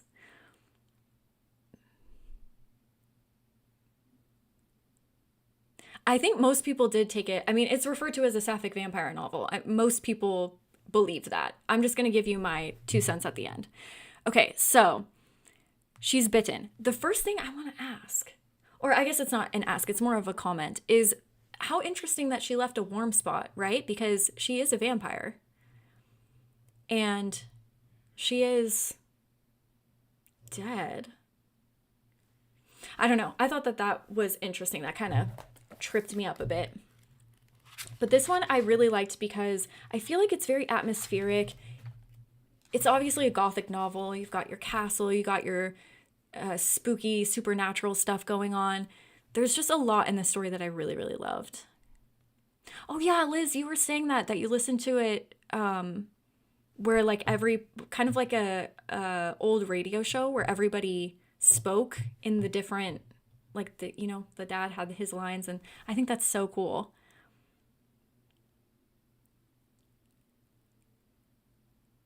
Yeah. Well, yeah, that's what's I think also interesting about reading these earlier vampire novels is you get to compare them to our modern day vampires and what we know about vampires in our head. This was also the inspiration or it's said to be the inspiration behind Dracula, that book came 2 decades later. So I'm trying to remember because I read the first vampire novel ever written, right? I think that was a video that I put out. That was called The Vampire by John Polidori. And I'm trying to remember if he was like, because even that was so interesting to read, because obviously there were definitely some similar things to how we consider vampires, and then also some very different things as well. Yes, and that's true too. It's all over the place because you have things like Vlad the Impaler who inspired vampire lore, but then you also have, you know what I mean? Like there's so many different separate things that feed into vampires. You're so right.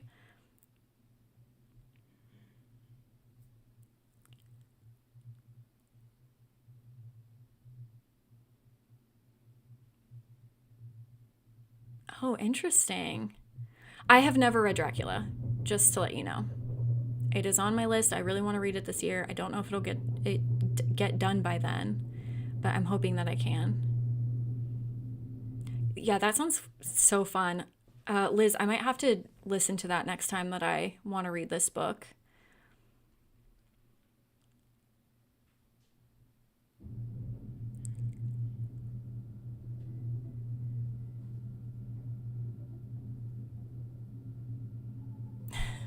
Okay, so I just wrote read page 12. I don't know what that means. Oh, okay, no. Yeah, it doesn't matter. Yeah, that was something else. Okay. I also wanted to know if maybe the moon was connected to early vampires, because we have this spot here where Laura, her father, and the maids are out looking up at the moon. By the way, this is by Joseph Sheridan Le Fanu. I don't know if I pronounced that correctly, but I don't think I've said his name at all. So just so we're all on the same page of, what we're talking about. So one of her maid, servant ladies, whatever, is said to know a lot of, well, she's German, so she knows a lot of the metaphysical and mystic due to her German background, her parents. It says that the effect of the full moon in such a state of brilliancies was, okay, it acted on dreams, it acted on lunacy, it acted on nervous people, it had marvelous physical influences connected with life. That's kind of cool. And I guess vampires are connected. Novel written. There's one called Varney the Vampire, which I have purchased, but I think it's quite long, so I haven't read it yet. So I think it's like the vampire, Varney the Vampire, Carmilla, then Dracula, I think, if I'm not mistaken. But so this very well could be where some of the stuff started in literature. I don't remember anything related to the moon in the John Polidori vampire novel, if I'm not mistaken. It's not the first time that vampires have showed up in literature. There were previously some poems published before that vampire novel, but that was the first full-length novel. It's set in, you're gonna make me pronounce it wrong. I'm gonna pronounce it wrong. Styria? Styria? Styria. Styria? Let me see. I know that I pronounced it wrong last time. Pronunciation. Styria. Okay. So it's in Austria.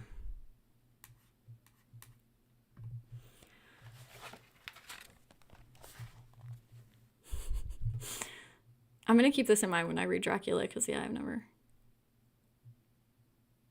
Wait, who is brought to life by the moon? The Polidori one? I don't remember that. Oh, are you saying in Dracula? I don't know.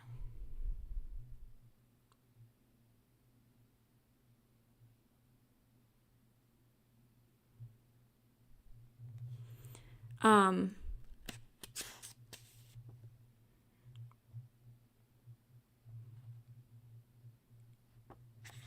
okay.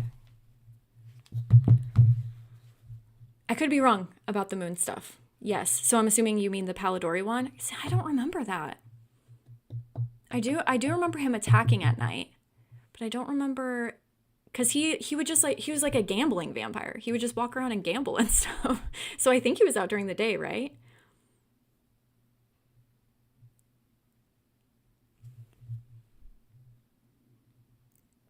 Oh, okay. I might be wrong. I don't know.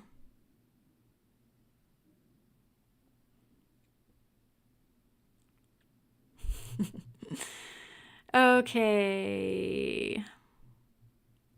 We have some interesting foreshadowing by quoting Shakespeare here. He just says, in truth, I know not why I am sad.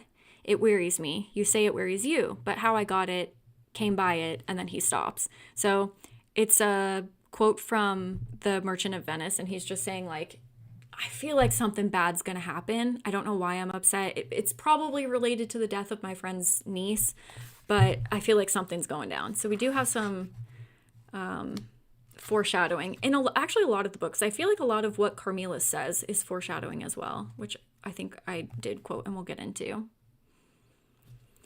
The one question that I had was when their carts fall over, like when they're riding across this bridge, it does say that they were traveling. As the carriage passed the summit of the steep bridge, one of the lead horses took fright and the whole team broke into a wild gallop together. Da da da da. But I think it says that there was. Maybe I'm wrong. Oh, am I stupid? Wait.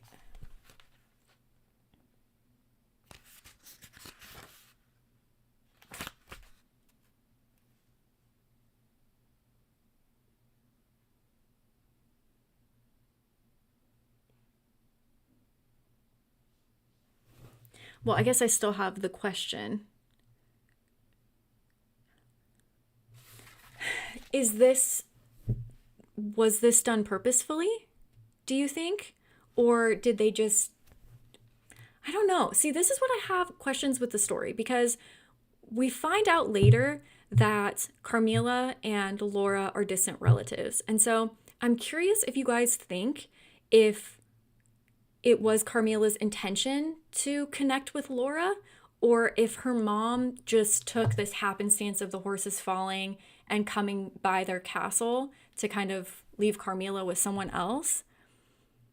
What did you guys think of that?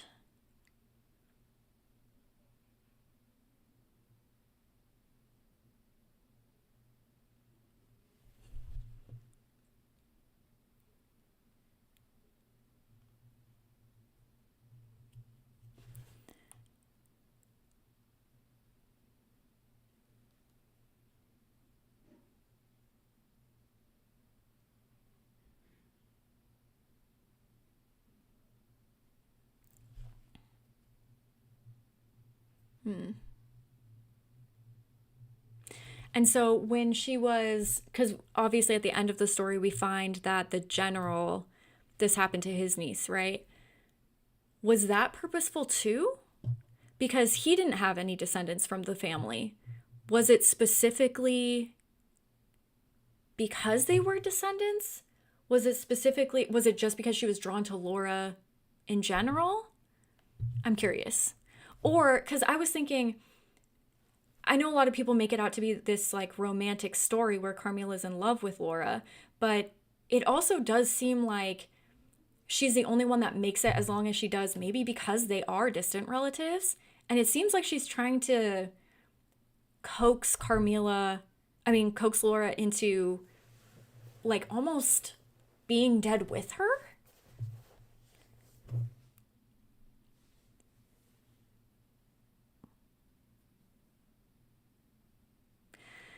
Okay, yeah, that's a good point. Yes, and the baby thing. Right, so she did visit her as a baby. So why her? Was it just her or was it because they were related?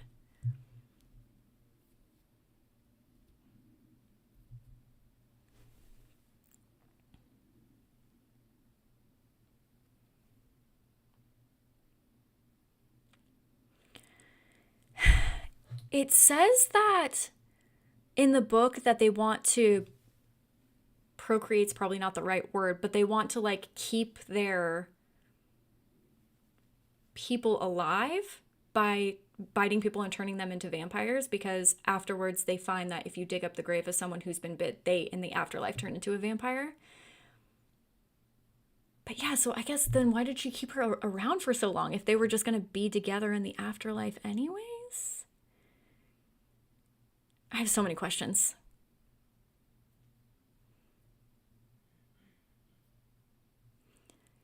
Yes, so Carmilla visited Laura when Laura was 6 or 7 and bit her then. So and then like that's another question. She got bit when she was younger. Was that some sort of like precursor to what was to come? She didn't turn into a vampire then. She didn't get sick then.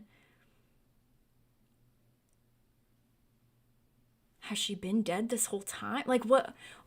Explain to me. Help me understand. What do you guys think?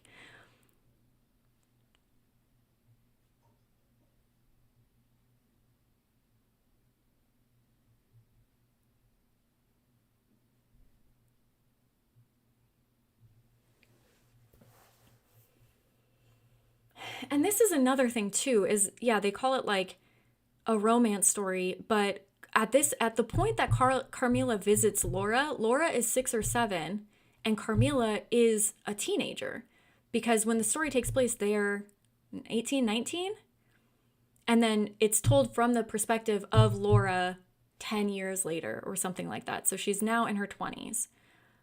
But and Carmilla has been dead for like a century, right? So Carmilla visits her when she's 18. She looks like an 18-year-old because that's how Laura is able to recognize her when she sees her. She says, "Oh, that's so weird. I had a dream about you." And Carmilla kind of beats her to the punch and goes, "Oh my gosh, how weird. I had a dream about you when I was 6 or 7." So she just like pulls like this whole 180 on her to make her take pause. But do you really think like this 100-year-old but really 18-year-old looking vampire is in love with a 6 or 7-year-old girl, or is she just drawn to her because they are descendants of one another?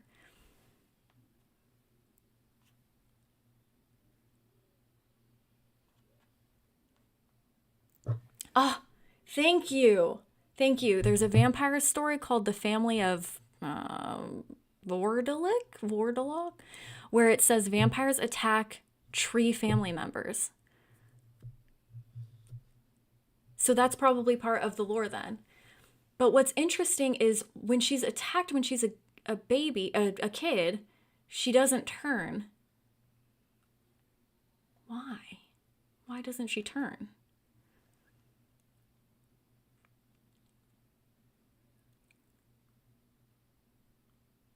I don't remember it saying that, but I could have just missed it. I just finished the story last night because I last time I read The Eyes Are the Best Part like a month before and I felt very unprepared. So this one I was like, I'm reading it the day before to make sure that I remember it. But that could very well be true.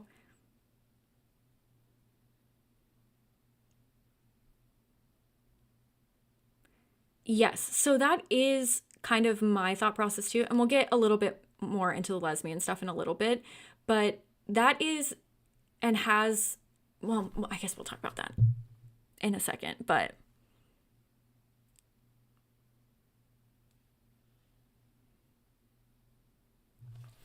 yeah, I don't know. It's really interesting. So I had a lot of questions this time around, particularly like being bitten younger and how that um, didn't affect her, which is very interesting. Maybe that's a way of indicating that they were just, I don't know. No, yeah, I got you. They're close family members, yeah.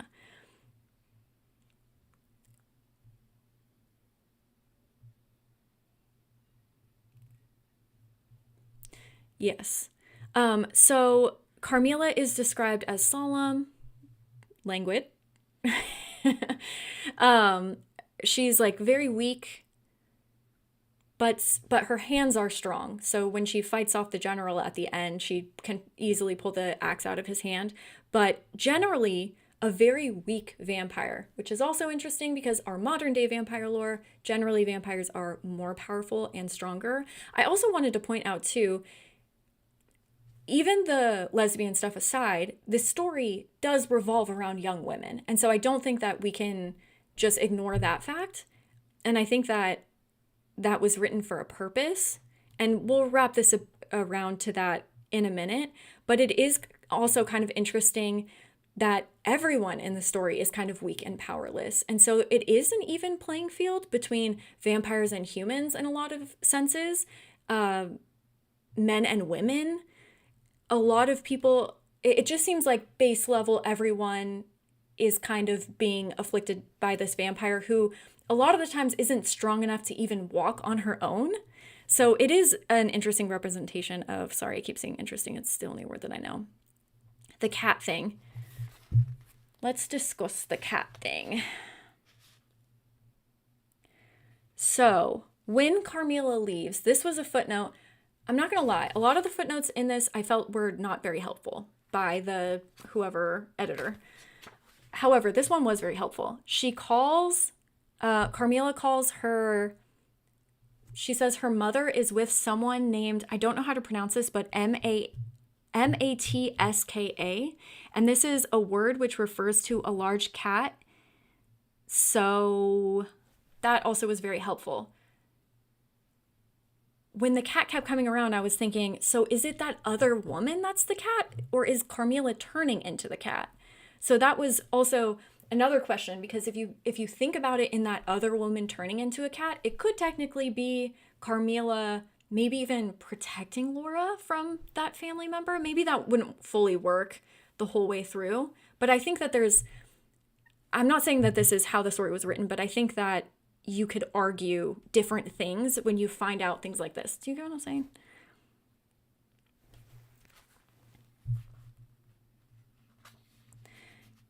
Yes, but also interesting that young women are the only people affected by this vampirism too.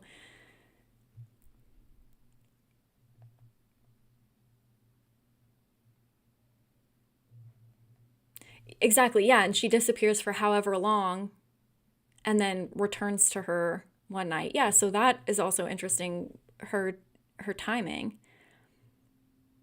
Oh my gosh, there's a name for a child that is bitten by a vampire and doesn't turn. So what does that mean? Does it mean that they will become a vampire? Is it maybe like a honing beacon so the vampire can find that person easier? Or is it maybe makes them more attached to them? That's so interesting. Yeah, I do think that probably Carmilla is the cat, especially at some points in the story. But I don't know, interesting that obviously her family is the same as she is.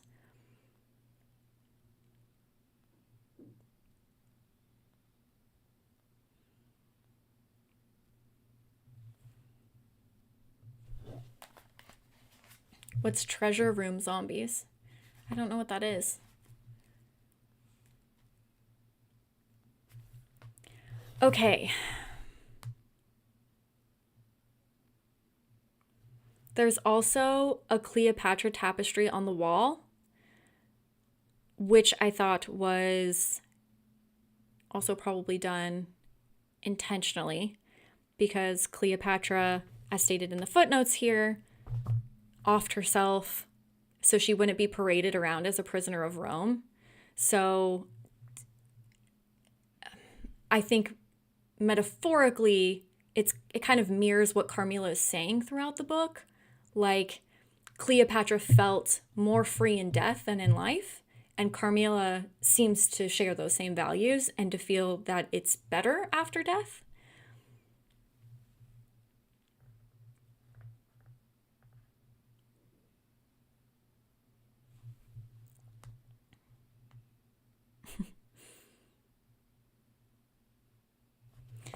Okay, you guys already mentioned this, but let's talk about how Laura feels towards Carmilla.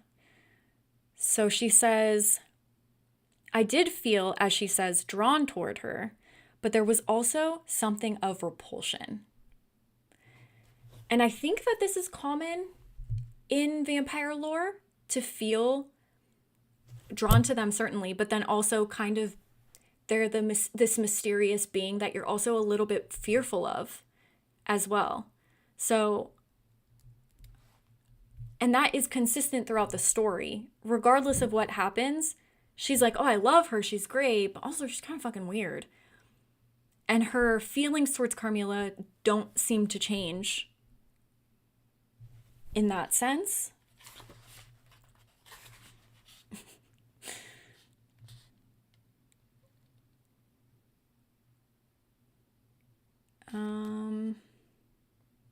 It says, there was a coldness, it seemed to me, beyond her years in her smiling, melancholy, persistent refusal to afford me the least ray of light. About her background. She also says her family was ancient, which is foreshadowing for later. But this I thought was interesting. So she kind of does feel that Carmilla is otherworldly in a lot of ways, like a coldness beyond her years.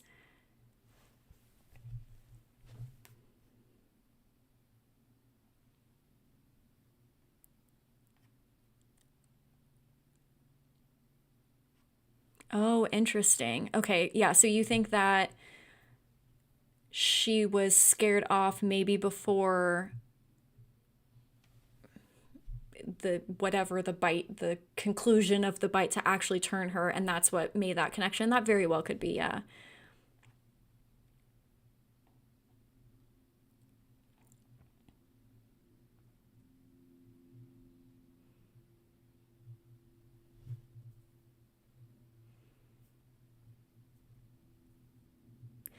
Yeah, that also could be too, that the commoners around town, the people that lived in the town just died off super easily. But yes, but it also does state that the family wasn't well off, Laura's family.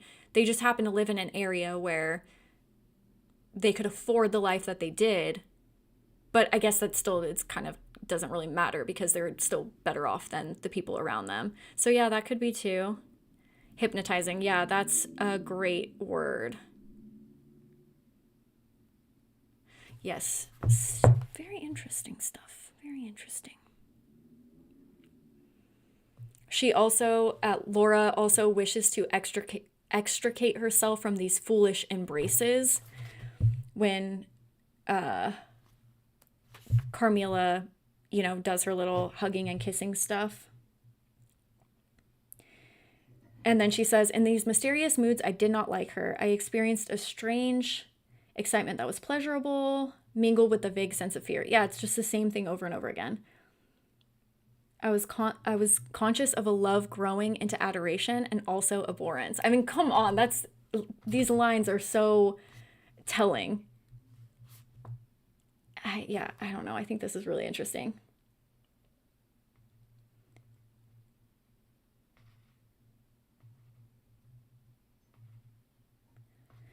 And then you have this where Carmilla embraces her, and it says that her breathing was so fast, her dress rose and fell.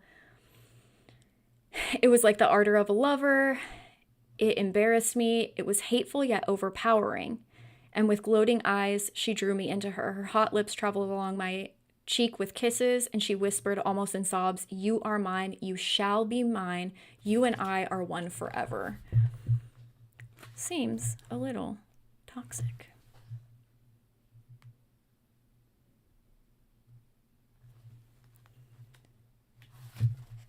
And obviously there's some manipulation going on here as well. Even the first thing that they meet, the first thing Carmilla says is, "Oh, I had a dream about you when I was little." It's very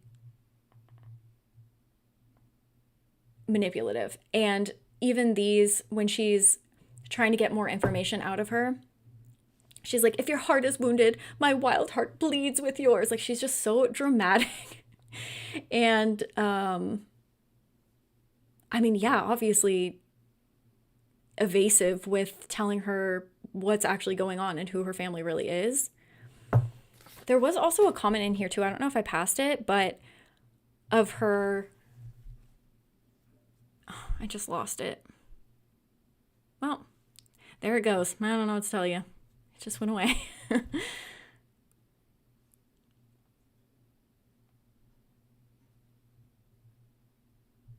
So I'll try to remember you talking about this internalized homophobia.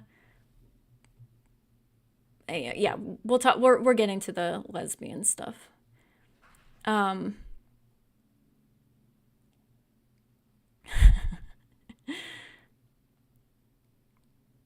oh, thanks for stopping by. I'm glad you can come. I'm glad we had it a little bit earlier today. You guys are so funny. So, there are a lot of things that are similar to kind of the vampire lore that we know. Laura is drawn to her. Oftentimes, the vampires, and I'm thinking of like black and white horror vampire movies specifically, which obviously may differ, but where the man is the vampire. So the antagonist is male, the protagonist is like this damsel in distress, beautiful woman, and she is drawn to him, but then also fearful of him. You have manipulation. You have this sort of trance that she feels like she's in. Where is that? I don't know. But she does specifically say the word trance in there, which is common with vampires. Our vampire Carmilla doesn't like hymns and the funeral that's going by. She can go out into sunlight, but it seems like she's definitely weak during the day. I don't know if that's specifically to sunlight or if it's because she's separate from her body, which is in her like casket. And then there's also some like to kill a vampire, you cut off their head or stake them or burn them. These are all things I think that we've seen in relation to vampires. They're also related to demons, which I think is common in vampire lore. And I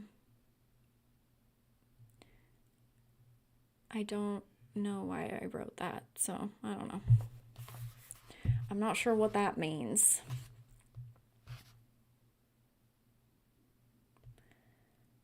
So here are some interesting lines that I found Carmilla saying specifically, where I think she's trying to, I don't know if she's trying to get Laura ready to be a vampire with her or what, I don't know. But she said, your forms wound me and I hate funerals, what a fuss. You must die, everyone must die, and all are happier when they do. Which is pretty interesting there. She says, but to die as lovers may, to die together, so they may live together. Girls are caterpillars while they live in the world, to be finally butterflies when the summer comes, but in the meantime they are grubs and larvae. Don't you see, each with their peculiar propensities, necessities, and structures. So that's also pretty interesting. And then she also says... Dun, dun, dun. This one isn't necessarily about death, but this is, I think, how she turned into a vampire. What occurred that night has confused the picture and made its colors faint. She says that I was assassinated in my bed, wounded there, and never was the same since. And then Laura asks, were you dying? And she says, yes.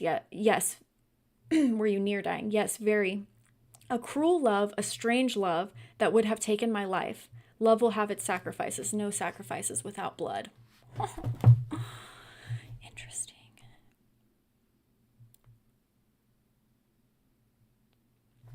And then we have some things that I feel like differ a little bit with the women who are dying. They see ghosts and are strangled in their sleep.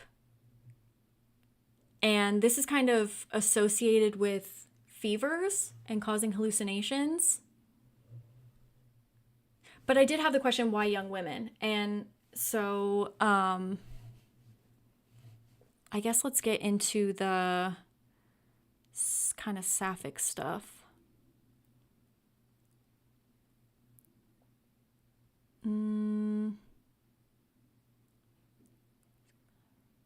Oh, one other thing I wanted to ask you guys. So there's that hunchback guy that comes around and he She's very romantic. He sells them these little pendants, and when Laura is attacked by that black cat in her room, Carmilla has her pin the charm to her pillow. And so I was curious what you guys thought of that. Was that just, again, more manipulation? Like, oh yeah, this definitely works for vampires, even though we obviously know that it doesn't because Carmilla can touch it. It can be in her room. What did you guys think of the pendant? Was it just another tactic? Because this is what I was saying. I feel like you could potentially read it as Carmilla trying to help Laura in some ways, even though I don't think that was the intention of the story. But it's just with weird stuff like this.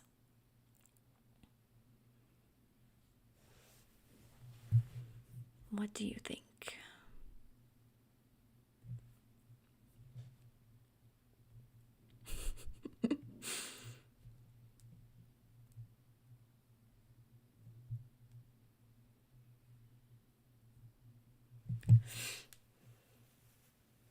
Or what was the point of even the pendant in general? Was it just to show that, maybe it was just to show that the town isn't as well versed in vampires as they think they are? I don't know.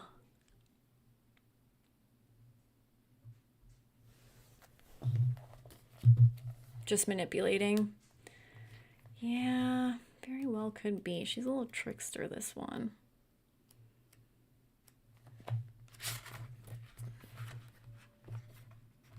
I would have forgotten about it if I didn't write notes. What? I'm so confused. I wrote page 133, and 133 is a blank page. So, okay.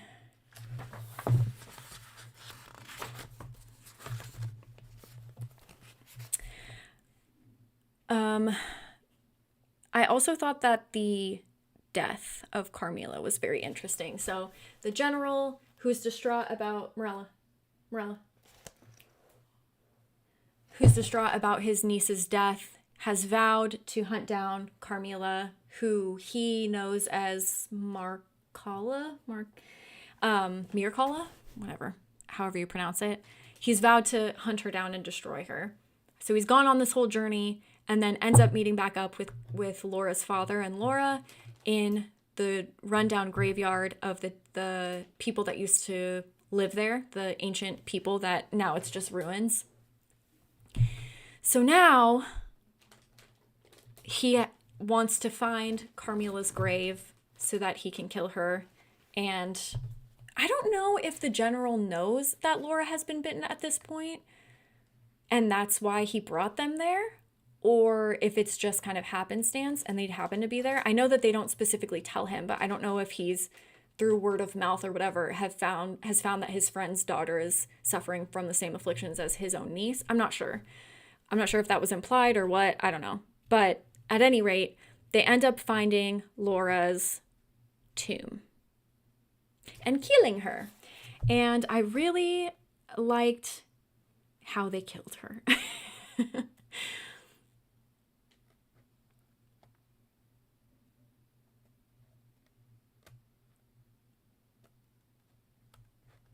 So, oh yeah, no, we'll get to that. Okay, so when they open up her tomb, there's a faint heartbeat, and the leaden coffin was filled with blood to the depth of 7 inches, in which the body lay immersed. I thought that this was so cool. Her eyes were also open. Could you imagine opening this 100-year-old casket and then finding someone whose eyes are open and is breathing and is just bathing in blood? I love this scene so much. And then it says that the body was raised, a stake was driven through the heart of the vampire. It uttered a piercing shriek at that moment. Then the head was cut off, and a torrent of blood flowed from the severed head.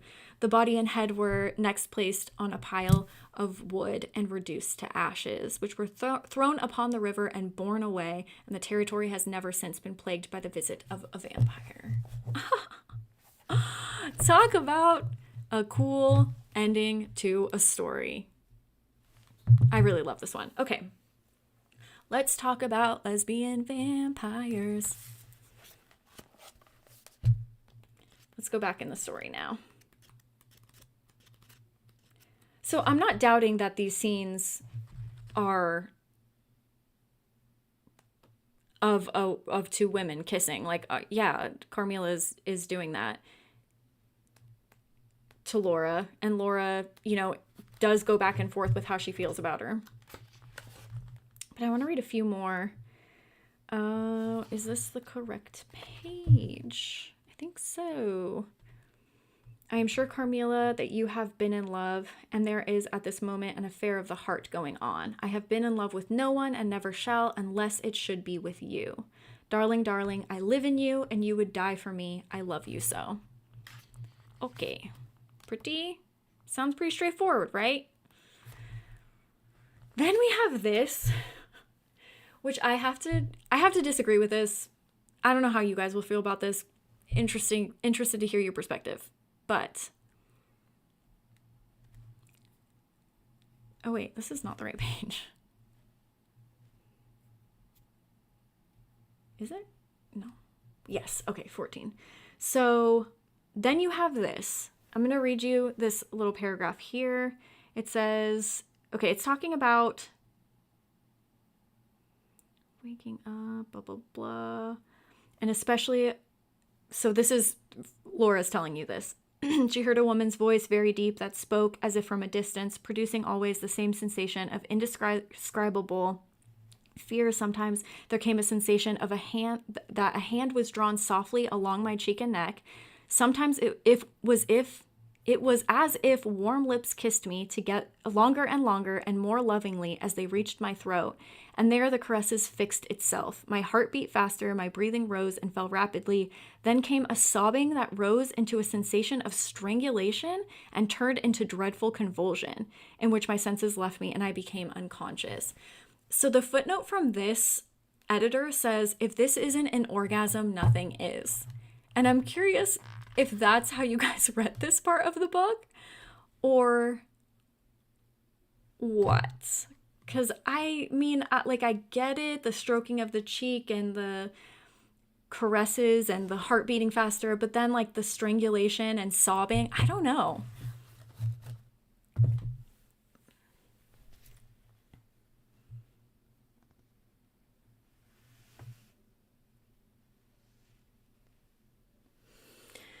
That very well could be.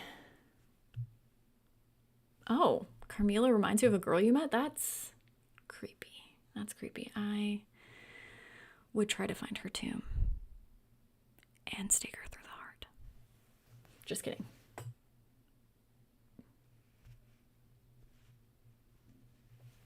No, that is true. For a lot of the build-up and stuff, it was, yeah, her grave was found very quickly and blah, blah, blah, blah. So, yeah, I don't know about that. I just read the editor's notes and I was like, I'm not sure I agree with that. And not only that, but the niece of the general tells her dad about the story. If that's what it actually was, I don't think she would be waking up and being like, Dad, I had the weirdest dream. So I don't know. That I don't know about. So, oh wait, is there one more quote? Oh, and then just the last thing that I want to say is that Carmilla did have a boyfriend in life. And I don't fully remember, but I think he was trying to stop her from becoming a vampire. And they were like supposedly in love and stuff in life. So I think that it's obvious that, okay, Morella's, this is her show now. Would you like to, what did you think about it?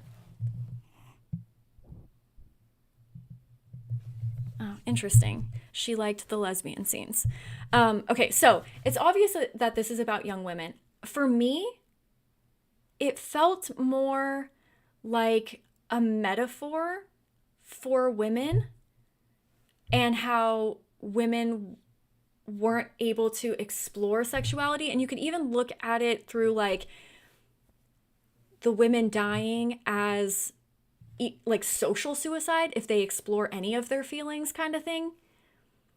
For me, it was more of a metaphor, and it wasn't like Carmilla and Laura were in love. One, Laura's not in love with anybody. She's being manipulated by a vampire. Two, Carmilla's a vampire. She's fucking with her prey.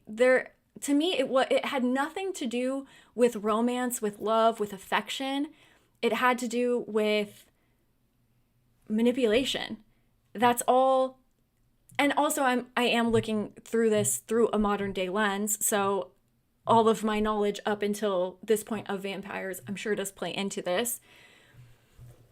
I don't know how. Okay, and then also with the homophobic comment, because I have seen people argue that a bird just flew by. That's why she that's why she perked up. I had something to say about the homophobia. Now I can't think about it.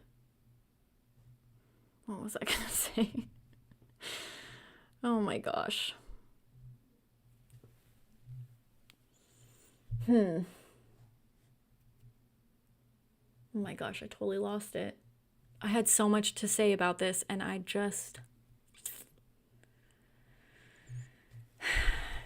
know, you guys, she's beautiful, regal, amazing cat, but she also peed in the dog's food bowl for no reason. She is evil. She just does these weird things. I love her to death, but she is just at her core a little evil. A little evil. Okay, so do you guys think that Carmilla has the ability to feel that way? I mean, she's been dead for a century, and what is it that would draw her to a 6-year-old? Because that's when this started. Like, to me, it was more their connection as, yeah, I know. She's such an ass. She has 3 litter boxes, three of them for one cat, because she doesn't like litter. She's never liked it. So if she finds something empty, I could sit all day and talk to you about the troubles with this one. But for me, yeah, Carmilla it didn't have anything to do with like love or romance. Sure, was there attraction there? Yeah, I'm sure. But I also don't know that it was like physical attraction, and more attraction to somebody who is related to her in her family. It's evident that Laura was special to Carmilla in some way. It's evident that she is trying to convince her the whole time that death is better than life. But she also manipulates her through the whole thing, that I really can't take anything she says as face value.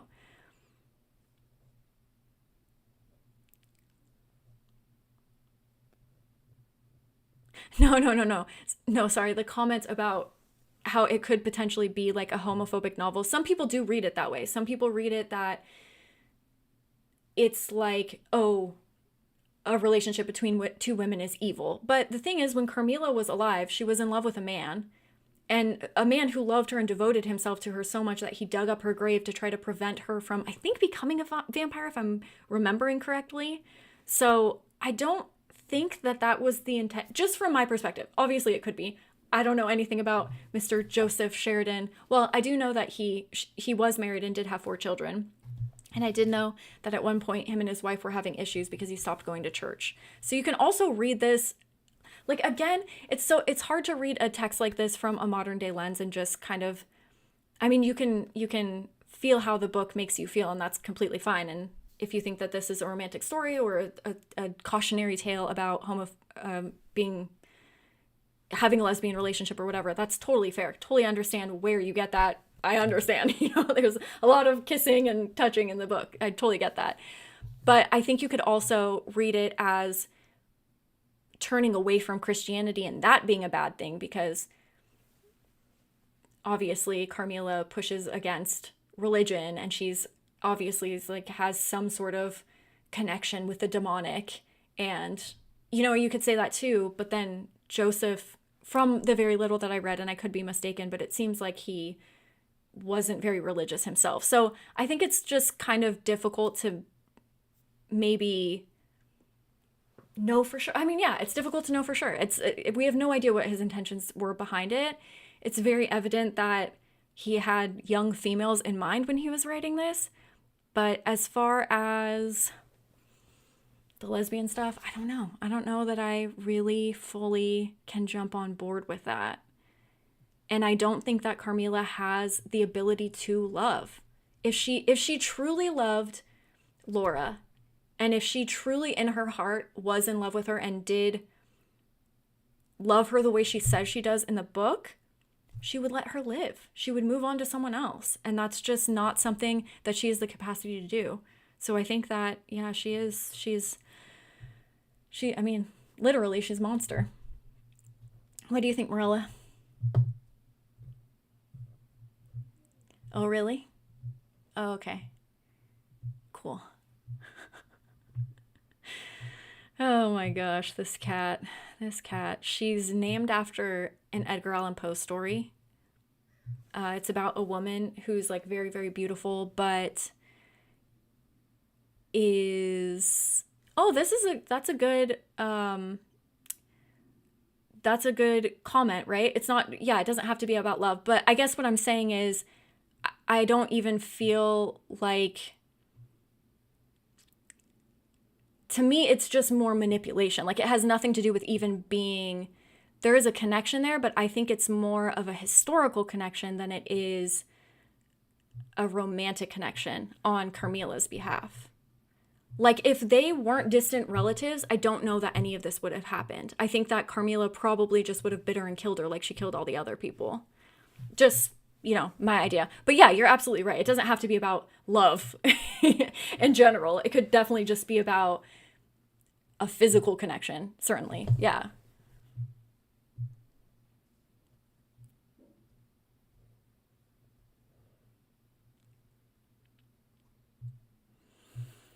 I don't know.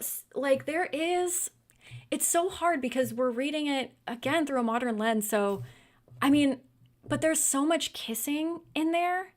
But then I tried to think about, okay, this was written in the late 1800s. And I do know that there are some things, I want to say it was in like the Victorian era where women would like do sexual things or kiss their friends to like prepare themselves for their relationships with men later. So I don't know. I mean, I know what time period this was written, but I don't know what time period that took place. So I don't know how weird it would have read in the 1800s to read something like this. You know what I mean? It could have just been, I mean, yeah, people could have just been like, oh yeah, that's a normal female relationship to feel that way. I have no idea.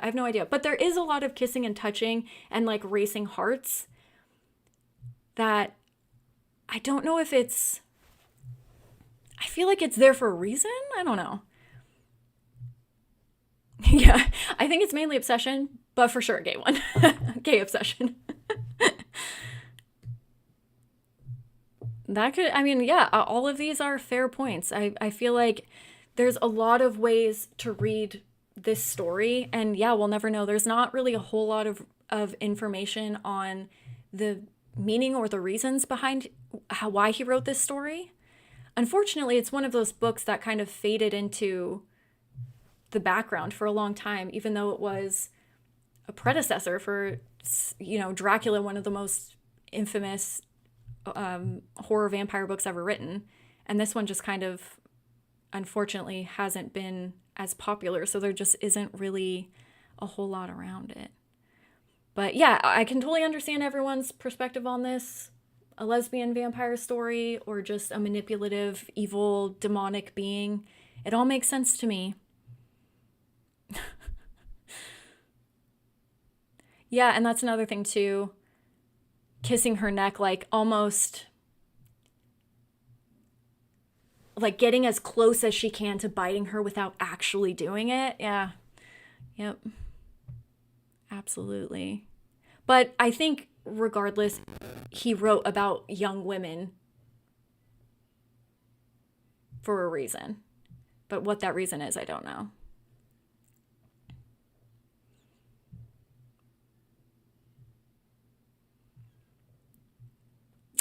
I doubt it. I doubt that. Well, I mean, I guess I can't say that I doubt that. But like people were marrying their cousins. Like Edgar Allan Poe married his cousin, and that was oh no, I guess that was no, that was so I don't think marrying families was oh my god, no, that was before. Huh. Yeah, but I don't know, marrying your relatives and they were like very distant relatives. It's not like they were brother and sister or any or sisters, you know. So, I don't yeah, I don't know. I don't know, maybe.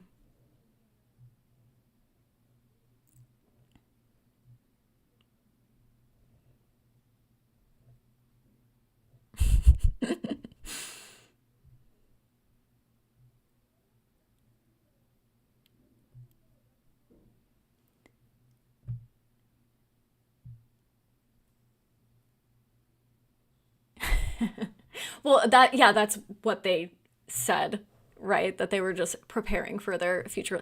Yeah, I don't know. I don't know. I don't know anything about the culture, so I'm not even going to try to pretend like I know. That's just something that I've overheard people saying. And yeah, you're absolutely right. Of course that happened as well. And in the context that I heard it, it was with a romantic couple.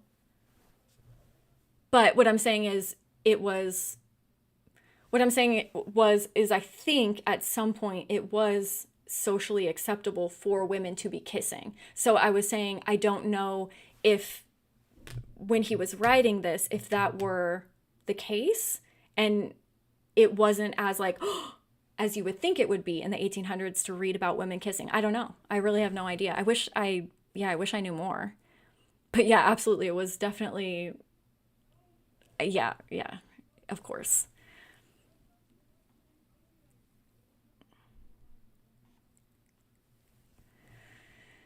Yes, and vampires are yeah often depicted as yeah sexual,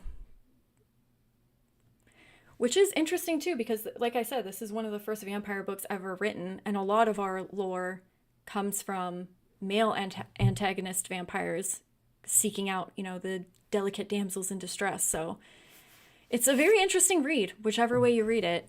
And every time I read it, I feel like I get a little bit more. I still have questions about some of the stuff, but it's an interesting ride.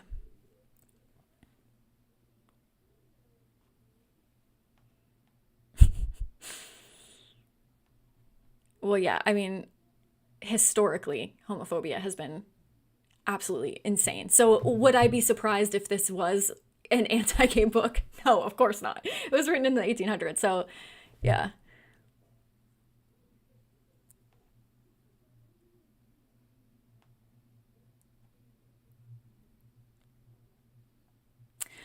Well, it is said that Carmilla did inspire Dracula, so I wouldn't be surprised if there were common themes and names and stuff used. Like I said, I haven't read Dracula, so I'm not 100% sure.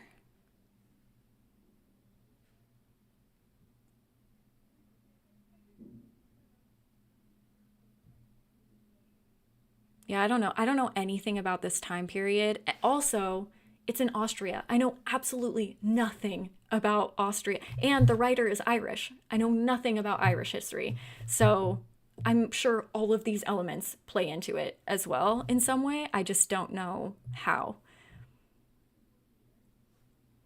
But at any rate, interesting to read a story written in the 1800s about potentially lesbian vampires just in general.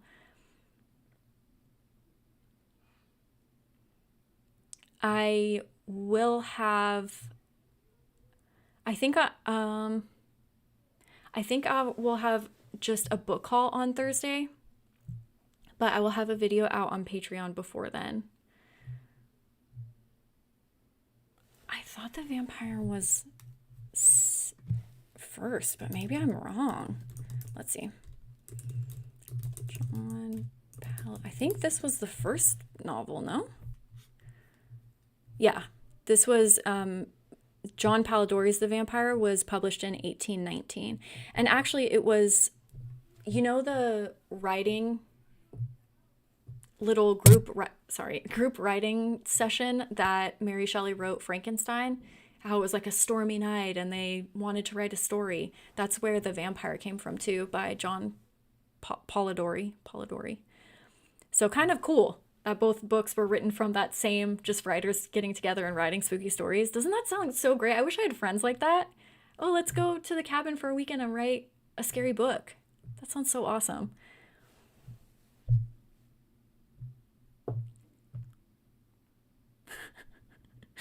You guys crack me up.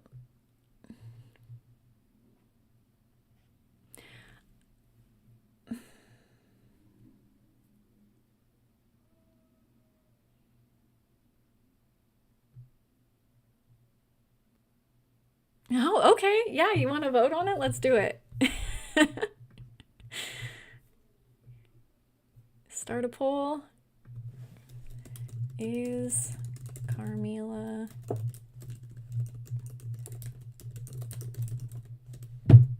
Oops. Let's do it. What do you guys think?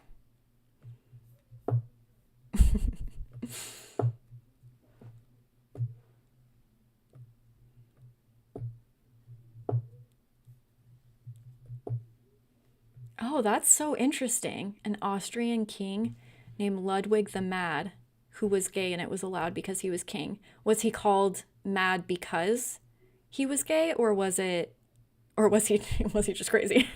Was he crazy? Okay, I don't know what she never does this. I don't know what. Oh, you know what? I think she's probably, maybe she's looking out the window, but yeah, she's staring into your soul. I would be worried if I were you guys.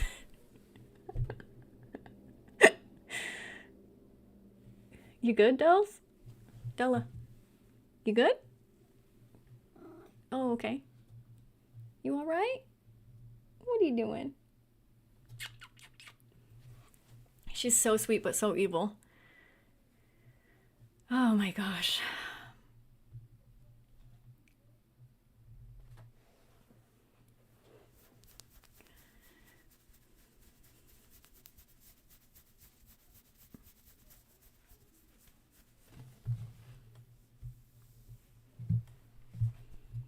I don't know anything about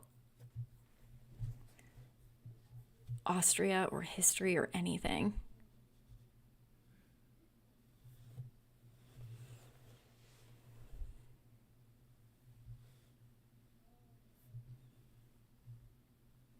Oh yeah. Yes. I thought that was so funny too. The anagram of her name. I was cracking up when I first read it. I'm like, I wonder if there were people in the 1800s that were like, "Whoa, didn't see that coming." Oh, awesome. Bye, Della. Oh, I was telling you guys, she's named after an Edgar Allan Poe story about a woman named Morella, and she's like this very beautiful woman.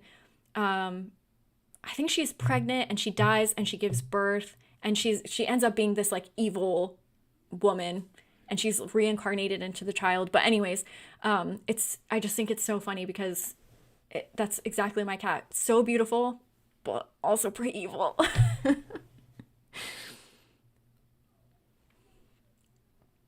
Yeah, that's how I feel too. Like I can't just say yes it is, no it's not. Yeah, it's like I totally understand both perspectives. But you guys said it. It is a lesbian vampire novel.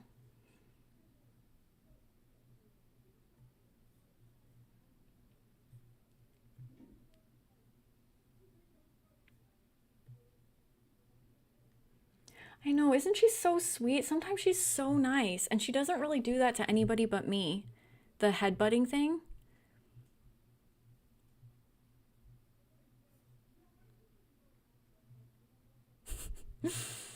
Oh, history was crazy.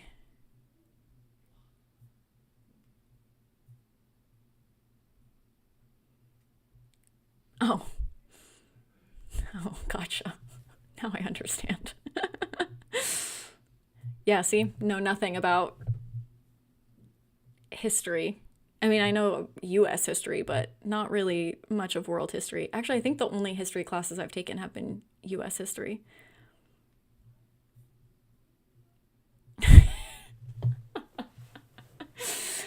Oh, yeah, the anagrams did crack me up quite a bit. But otherwise, did you guys like the story?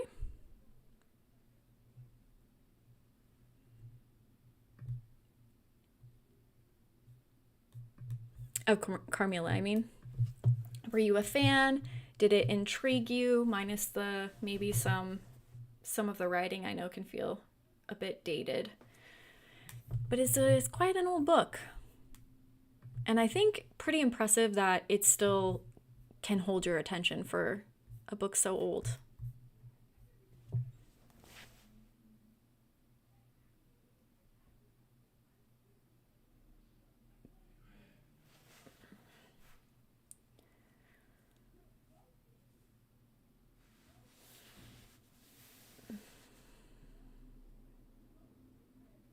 I'm glad. Wait, was this the first time that you read it?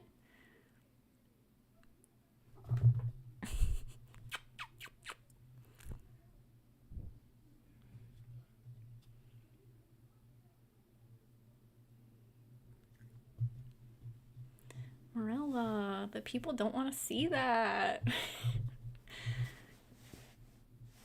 Come on, at least give them your face.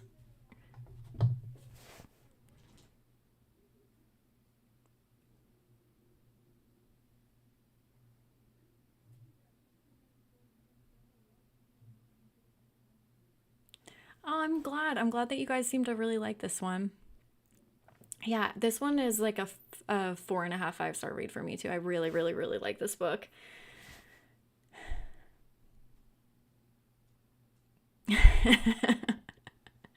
Yeah, sometimes reading older writing, it kind of feels like you're reading a different language at first. And then you're like, wait, how do I understand this? Sometimes if you're reading a Shakespeare play, you're like, wait, how am I understanding this? But yeah, it's a good book. I like it. It was the second time I read this one. I think I read it once last year. Oh, so I wanted to ask you guys what book you guys would want to read in December. So we'll be reading it in December, but the book club won't be until January. And then starting next year, we'll do one every month if you guys want to do them.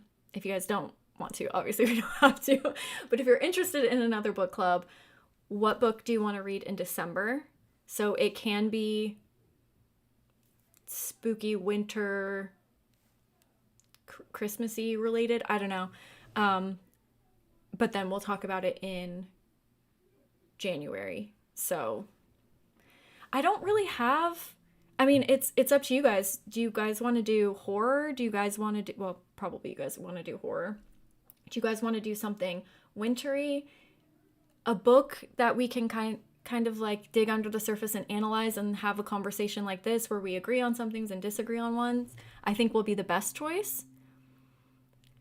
So what I'll do is we'll have like a list of books if you guys have any suggestions, and then I'm going to bring them over to Patreon, and then Patreon will make like the final decision on what book we read, and then I'll let you guys know and we'll read that in December. December.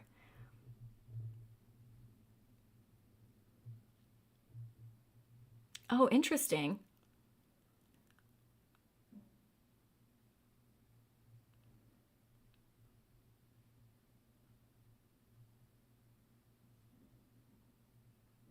I know, isn't that so interesting? Yeah, I don't know. But also, well, yeah, no, I guess I always thought, doesn't Sheridan Le Fanu sound French? I thought he was French, but he's Irish, so.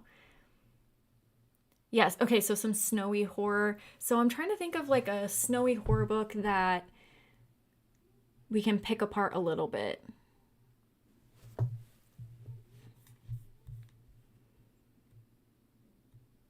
But I don't know that I have a lot.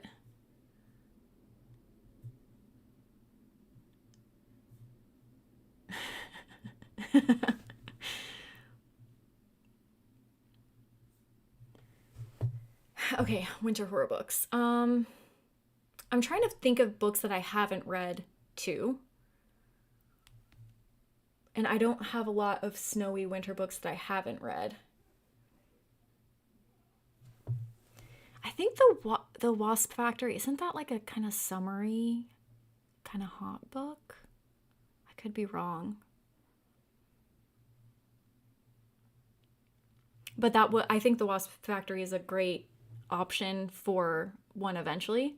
But oh, Misery, we could do Misery.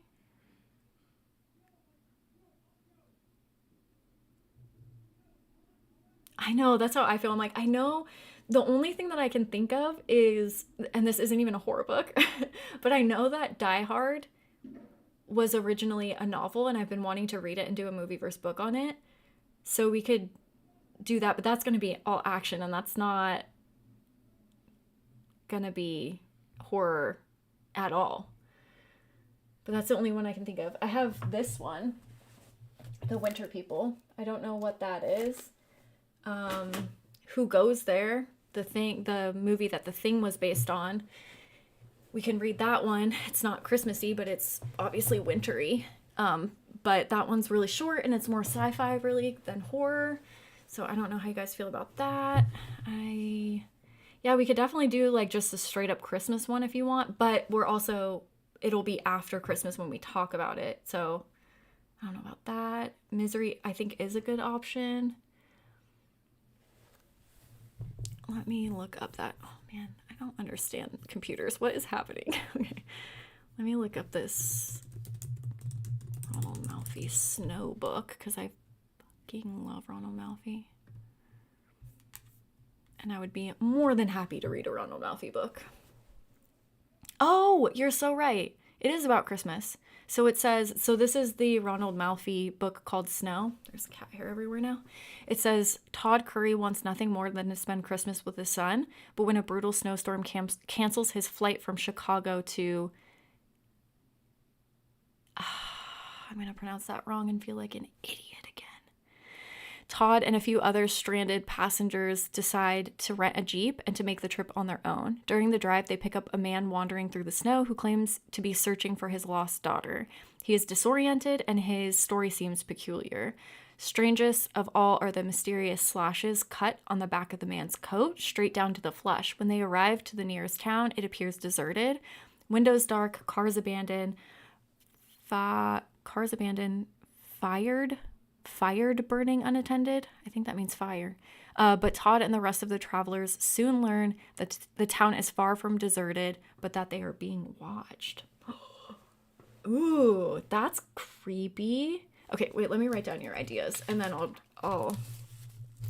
So I think Misery is a great snowy one. This one might be a great idea too. Snow, it's Christmassy, but it's not so focused on Christmas that when we talk about it a few weeks later that it, you know what I mean? That it's gonna feel... I'll ask if they want to do Die Hard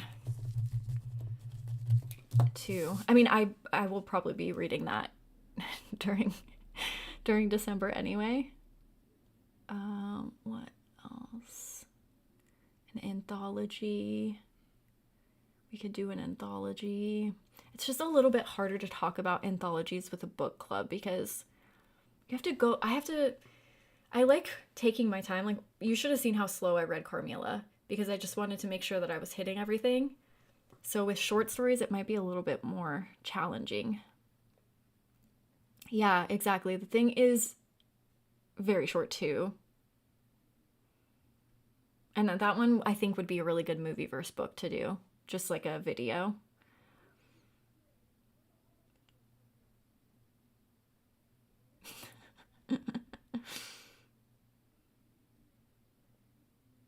What's that? The Christmas Guest?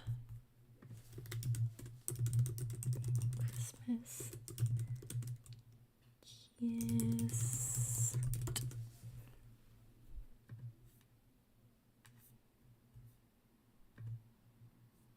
I've never even heard of this one. Ashley Smith, an American art student in London. An American art student in London for her junior year was planning on spending Christmas alone, but a last-minute invitation from a fellow student, Emma, brings her to Hall. The manor. She is mesmerized by the cozy firelit house, the large family, and the charming village. Oh, wait, is this, what kind of book is this? Oh, okay. I thought it was a romance because it's like, oh, she's interested in this guy named Adam. And I'm like, oh, is it a Christmas romance? And it's like, but Adam is being investigated by the local police over a brutal slaying of a girl in the village. Probably not a romance. Okay. This actually sounds fun too. Even if we don't pick this one, I want to read this. The Christmas Guest. Oh, I'm loving this. Cool. And then I don't know what this is either. Dead Voices. You guys are giving me a lot of great ideas. Oh, wait, no. Oh, I lost it.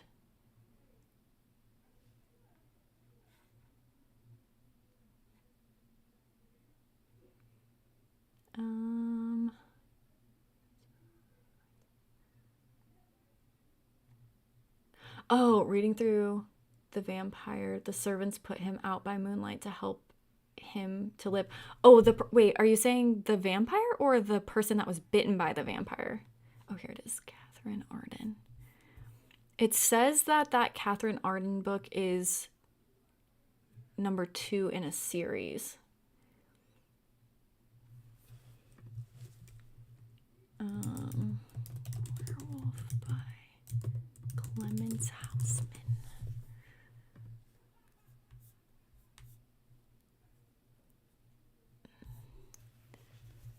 Ooh, this is another old one. 1896 was an allegorical erotic fantasy. H.P. Lovecraft said of the werewolf that it attains a high degree of gruesome tension and achieves to some extent the atmosphere of authentic folklore. Well, this is interesting. The werewolf.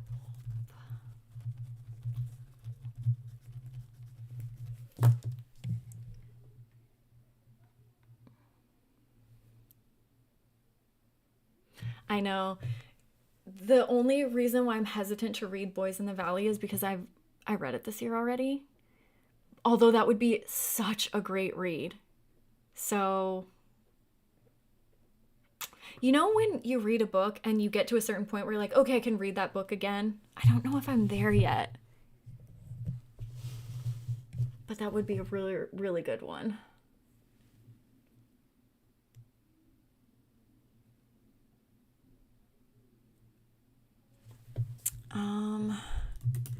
Die Hard book. It's called Nothing Lasts Forever, and it's by Roderick Thorpe. Why does that sound like a fake name?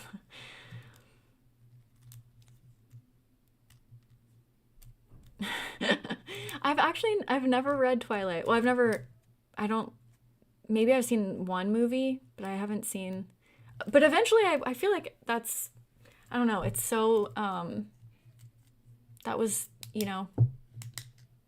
part of that era. Like, it was huge when it came out, so I feel like I have to read it sometime.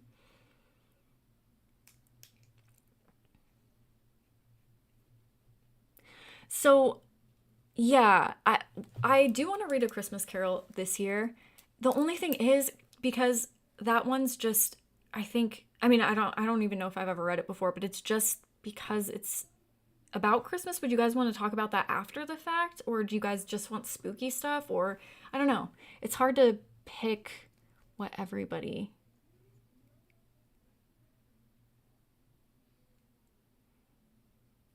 What am I reading? I just started a child a what's it called? A Child Alone with Strangers by Philip Fracassi. And I really like it so far. Really good. I don't understand how Philip Fracassi is not on like Stephen King's level. He is such an amazing writer. It's insane. Oh, 30 Days of Night. I think that's not a novel though. I think it's a graphic novel, no? Yeah. Like a comic book or something. I don't think it's a full novel.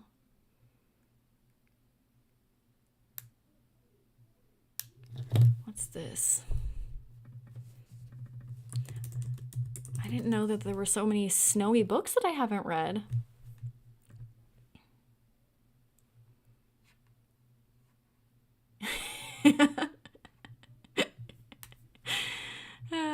That's funny. It sounds like it would be about snow. It's called Snow. Or there's snow in the title. Okay, that's another freaking great one. Let the Right One In. But I also just read that one this year too. And that's a pretty hefty book. And I don't know if I don't think I can read that one again yet. But that is a fantastic novel, and I highly recommend for anybody who wants a vampire book that gets pretty disturbing. And that one's great too because there's a lot to analyze in that book. Damn, that would have been a good one. Maybe we'll do that one next year.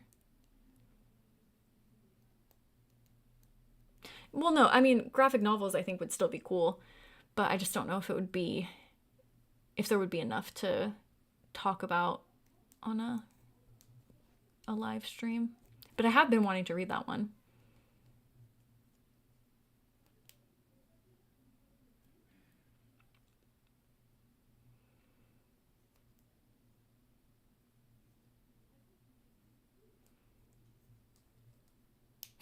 Luckily, it is not a winter book. Yeah, that would take forever. Although that's another one that I do want to revisit. Because I haven't read that one, honestly, since I was in junior high, which was 327 years ago.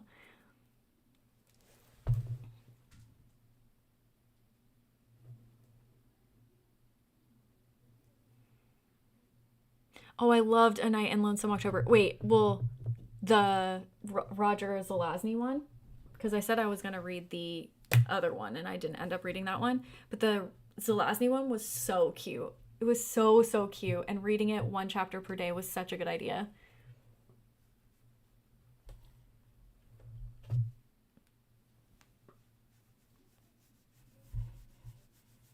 Oh, yeah, that's good. Yeah, I'll definitely check out the Goodreads list too. No, I did come across the one. Was it you that recommended the Adam, whatever his name is, book? The Ritual? I did look at it in the store the other day, but I haven't gotten it. A lot of people said that the book is better than the movie, but I just did not like the movie. So it's one of those where I'm kind of nervous to read. Stolen Tongues, that's definitely a snowy one. Darcy Coates, those are snowy. Or she has a lot of snowy ones.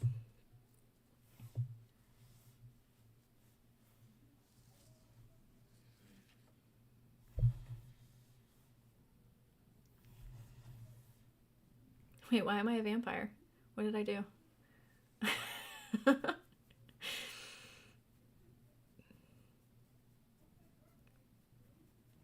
Yes, it wasn't it old like Victorian tradition to read horror stories on Christmas Eve, which by the way, it needs to come back. Actually, my mom, when I was younger, every year she would get me, I don't know if you guys, I mean, you guys are all from different countries and stuff, but Walmart, and I haven't been to Walmart in 100 years, but they used to have these huge bins that were like $5 movies, and a lot of them were B horror films, just super crappy movies. So every year for Christmas, my mom would buy me one of those horrible movies, and on Christmas, it was our tradition to watch that movie. So that was a lot of, so it's kind of the same thing. But yeah, we definitely had that tradition for a long time. And I think I even made Brian watch a few movies with me after on Christmas. I mean, well, we obviously watch some. By the way, so excited for Patreon in December. We're watching Black Christmas. We're watching Gremlins. We're watching, I know there's, Krampus. I love Krampus. We're watching Die Hard. Oh, I'm so excited.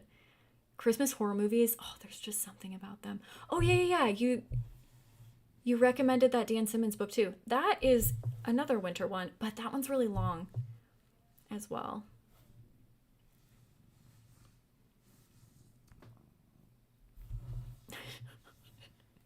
This cat, I'm telling you. Oh, yeah, okay. Yeah.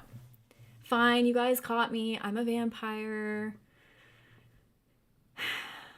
Wasn't gonna tell you, but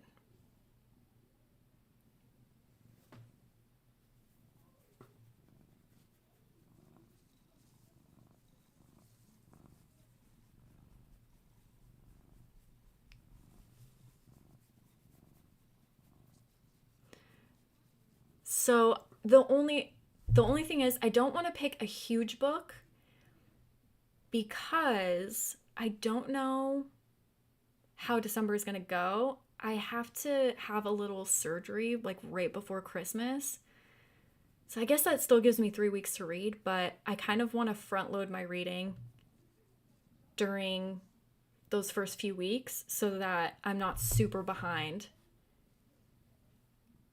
on my reading in December because I don't know how I'm going to feel. So I want to pick a book that's a little bit smaller than 600 pages.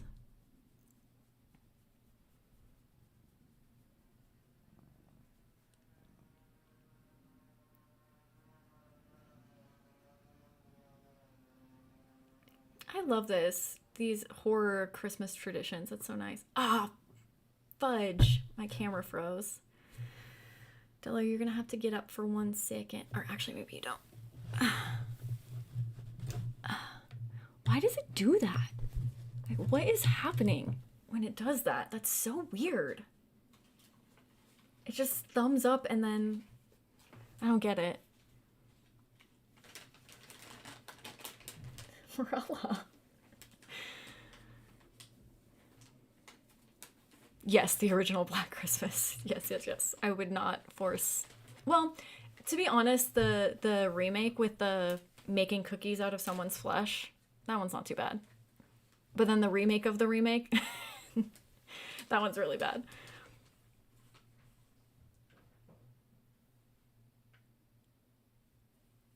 Wait, that's awesome. You have a separate TV channel that's just the worst films. That's so fun. Honestly, I love me some bad horror films. Some just like B horror films.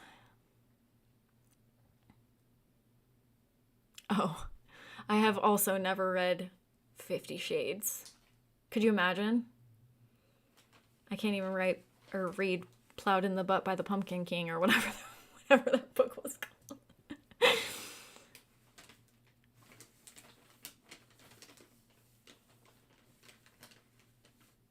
I don't know. Is that what it means? But it does this weird thumbs up thing. Maybe it's overheating. I don't know. I have to do some research.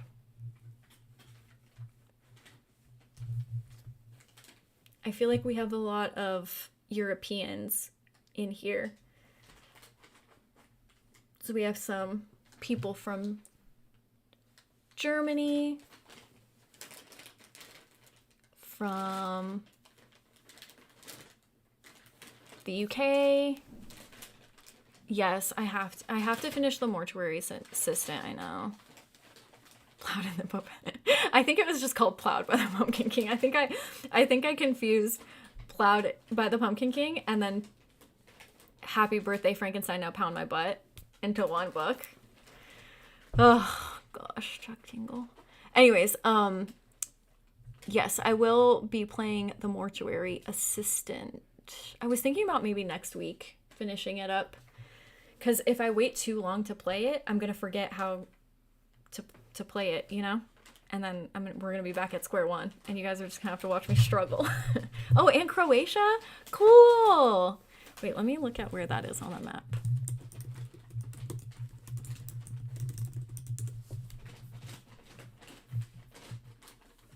Oh, Morella, chill, bro. Okay.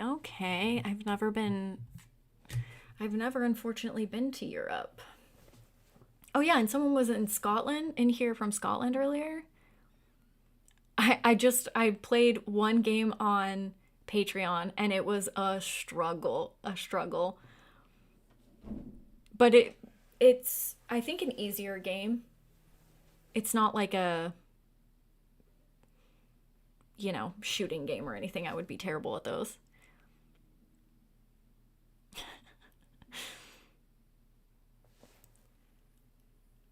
Halloween? This one? The novelization you're talking about? Or a different book? Because this one's from the current movies. Not like the last trilogy that came out. At least I thought it was.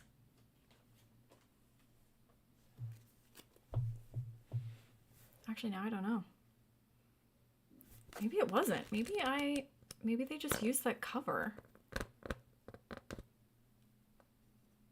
Oh, it says 2018. Anyways, I don't know. Yeah, I haven't read this one yet. But I guess that was from the newer movies.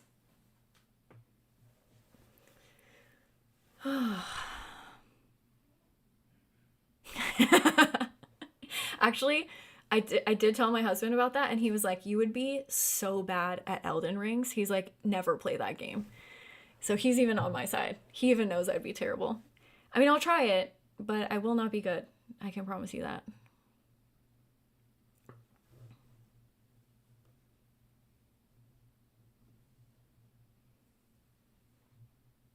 There was also a novelization of Halloween 3 Season of the Witch, and one day I'm going to buy that book. It's very expensive, but I would love to read that.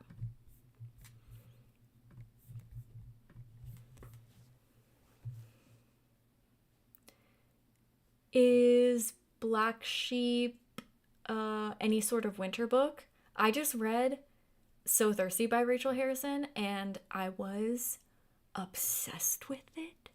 Obsessed with it. That book changed my life. Maybe not my whole life, but you know, it was a great book. It was so great. So if Black Sheep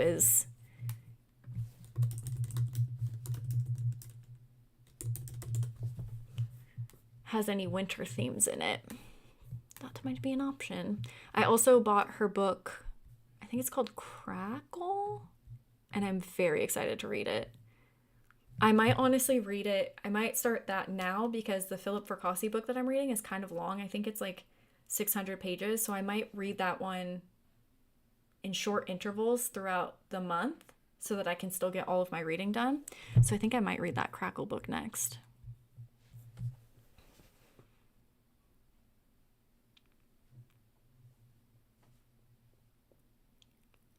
It looks like they're invitation to a wedding.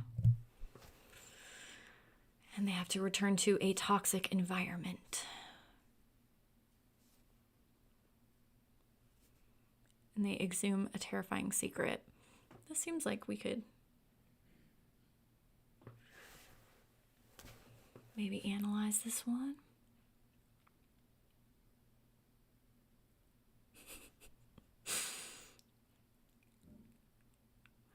Are you talking about, wait, is that a movie or a book where Michael is a hunchback? I don't read a ton of true crime. I have some, but real life stuff really, really bothers me.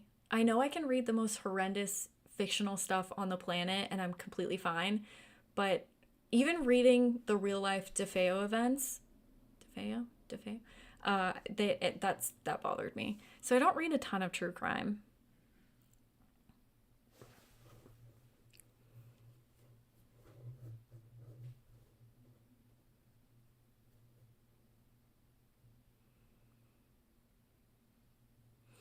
Yeah, same with that new Agatha Christie movie that just came, or the movie that was like so loosely based on her book Halloween Party. They put the poster of the movie. They changed the title of the movie.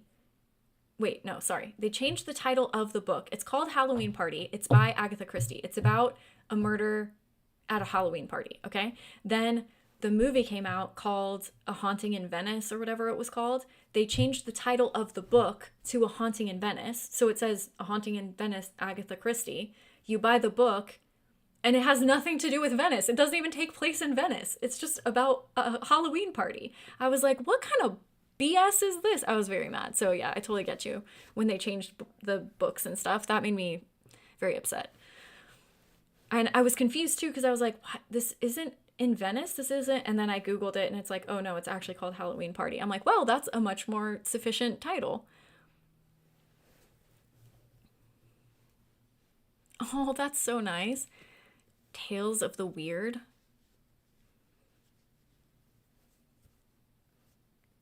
Are they short stories or...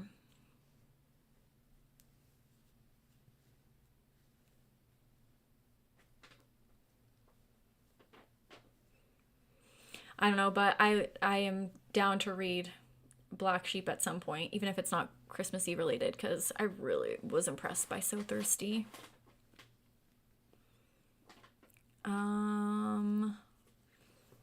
What's Amityville Horror 2? I don't even think I've...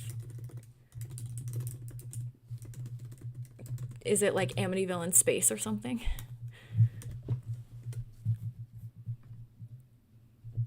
Excuse me.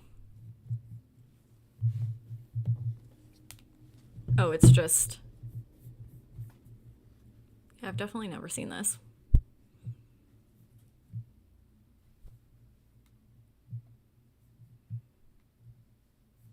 Is this terrible, the second one? It looks interesting.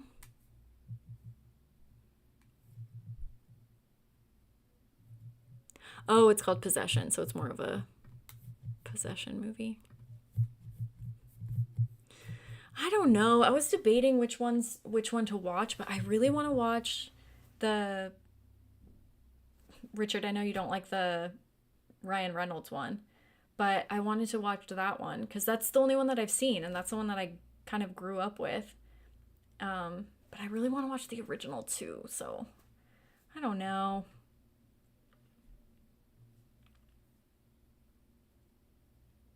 Wait, is there really there's not an Amityville in space? You're joking. That'd be so funny. Oh my god, there is! I was joking! Oh my god, maybe we have to watch this one. The ultimate battle against the Amityville curse begins after the infamous murder house is exorcised from Earth and reappears in outer space. I have to watch this.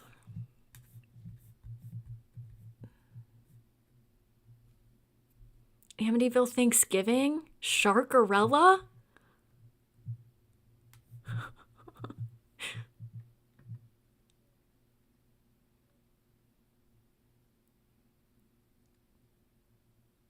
Noah's shark? Oh gosh. Well, shoot.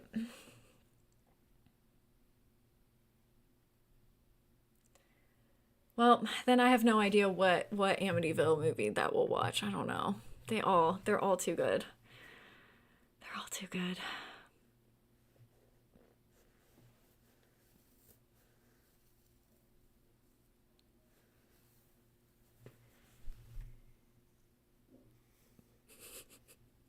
Wait, why is Morella scaring you?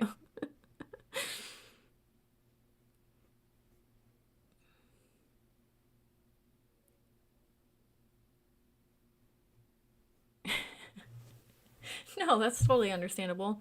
Sometimes people don't want to read about cannibalism. That's okay.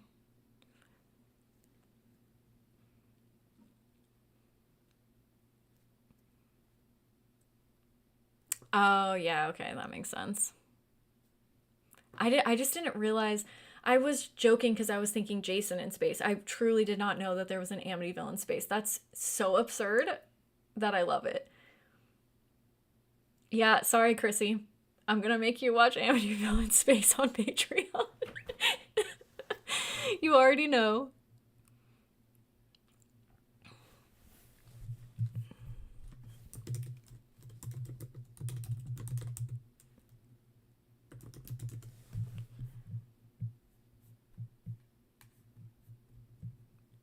Oh my gosh, that movie came out in 2020.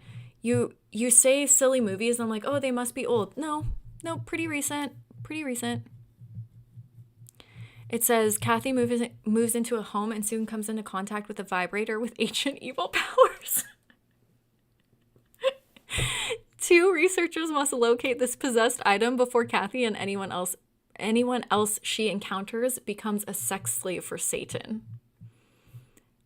Dear Lord, what is happening?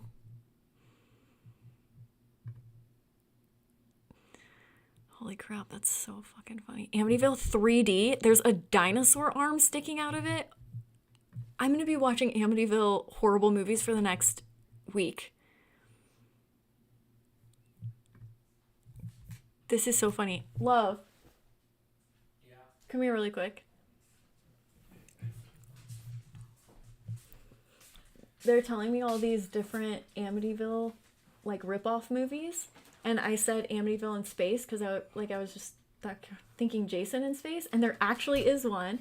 And then someone says there's one called Amityville Vibrator, and it says Kathy moves into a new home and soon comes into contact with a vibrator with ancient evil powers. I think we have to watch this. If you say so. He's feeling a little sick today, poor guy.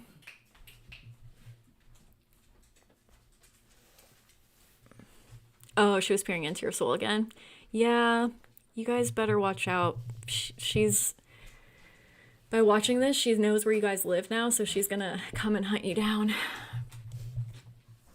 Morella is that evil.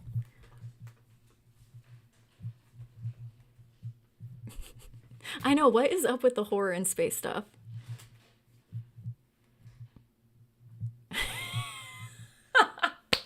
You thought it was just like a memento of the film.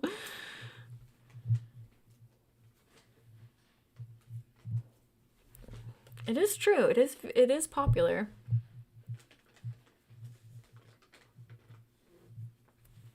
Morella! I wish I could show you what she's doing. She just has her head in a bag.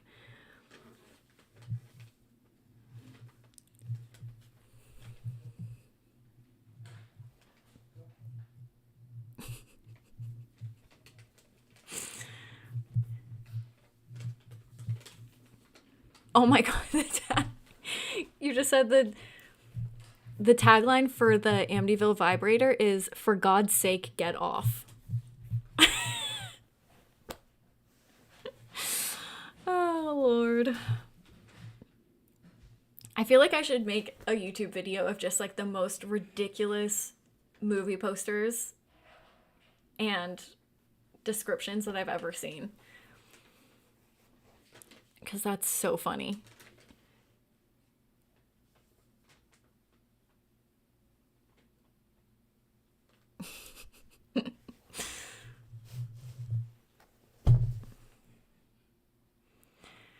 Yeah, I still didn't see the Blood and Honey, that Winnie the Pooh one, which I really did want to see.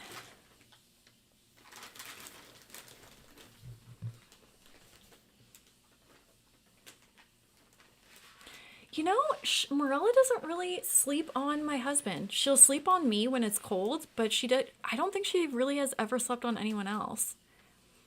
And he just bugs her all the time. He's always picking her up.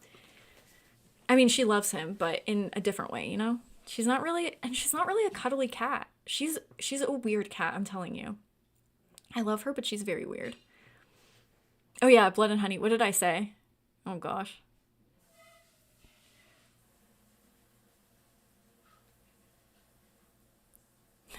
Oh, is it? Yeah, that's what I call him.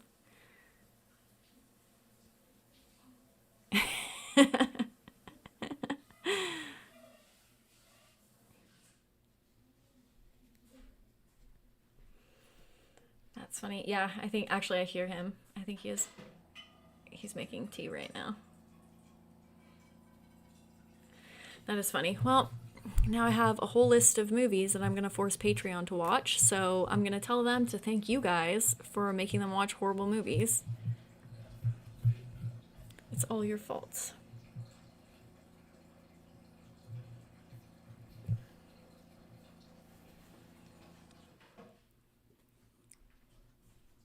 Yeah. Yeah, a lot of people use babe. Babe. I don't like that.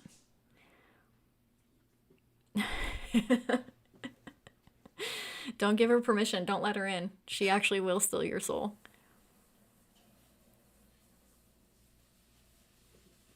I'm so down for some Hereditary in space. That'd be nice. You guys are so funny.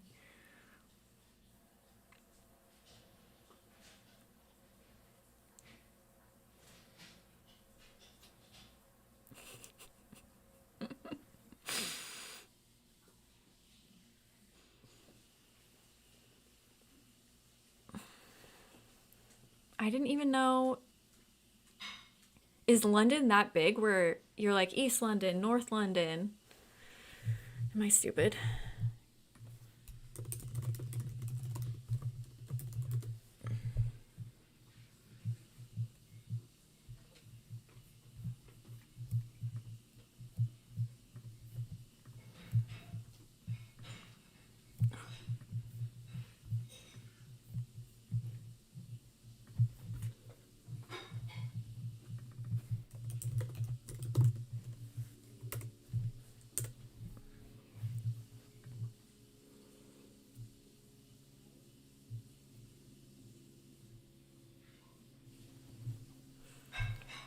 Is it?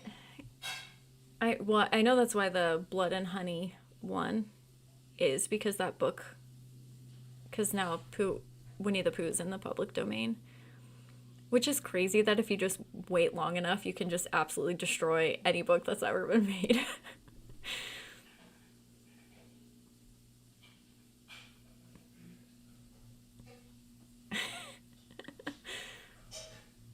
Is it not common out there?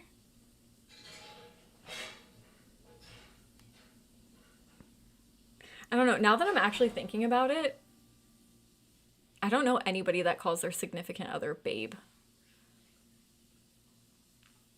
But I know that it is common, and I know people do use it.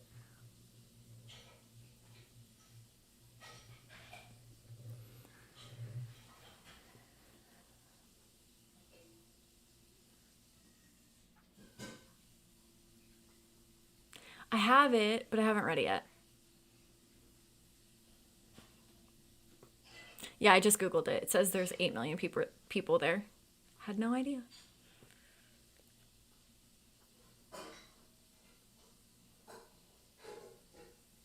Oh, yes, I heard that. I heard that there were going to be Mickey Mouse horror movies. Yep. Yeah, Pride, Prejudice, and Zombies. Yeah. I own it, but I have not read it yet.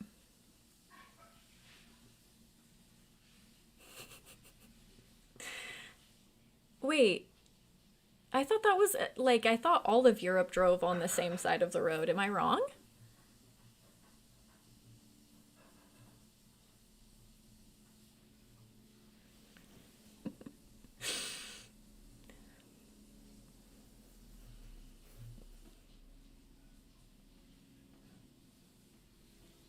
Really? Wait, so Germany, you drive the same way, the same side that we drive on? Why did I just assume that it was all. Oh, it's just UK goes the wrong way. Those are fighting words. Oh, that's so funny.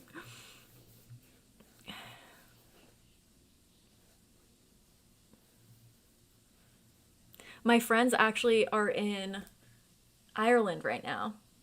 They just took a vacation over there. And I'm very jealous.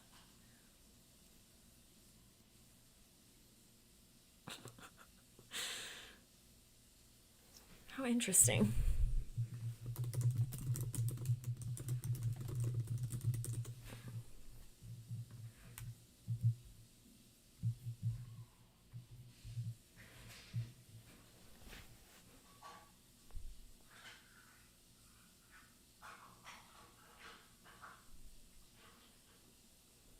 Sorry, I'm reading about the history of driving on the left side.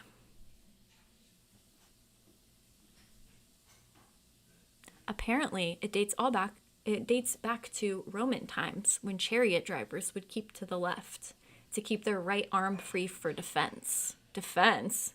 They're like stabbing people while they're driving?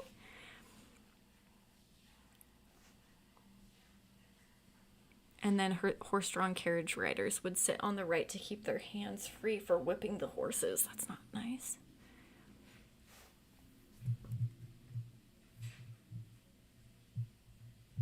Oh, it says that there's a lot of traffic congestion, and so they passed a law requiring traffic to keep to the left. Interesting. And it was adopted throughout the British Empire in 1835. You learn something new every day. I know, I'm hungry too.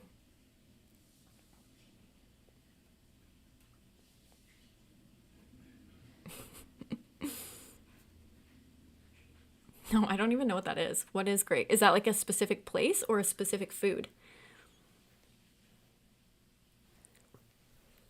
I have no idea what that is.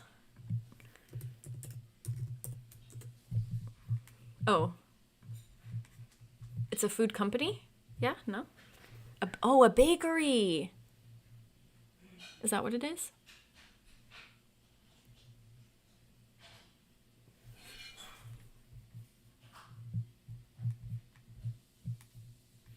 Oh. This actually does look good, I'm not gonna lie. Oh my god, Amityville Death Toilet, Amityville in the Hood. You guys, I'm gonna have to watch so many of these. That's the only good reason of like having a cold. You can sit on the couch and just watch horrible, yeah, the poor Lutz family. Or the poor freaking DeFeos. Could you imagine? Could you imagine they're just like, their ghosts are just like, really guys? Really? Come on, we were actually murdered in the house and you're making Amityville Death Toilet movies? This is absurd.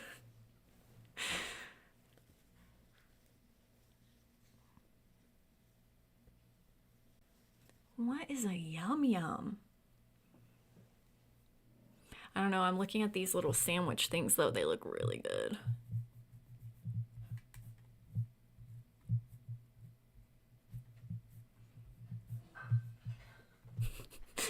I googled Greg's and this Reddit post came up. It said, "Curious American, what exactly is Greg's?"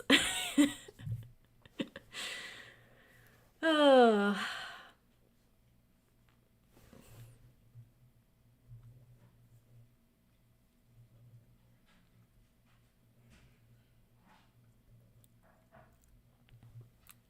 You guys. Okay, new video idea.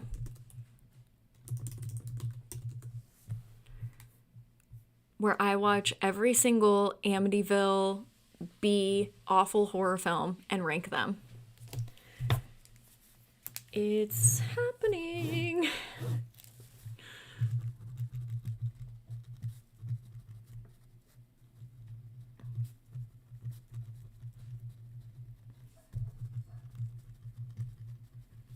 Let me see what I'm up against.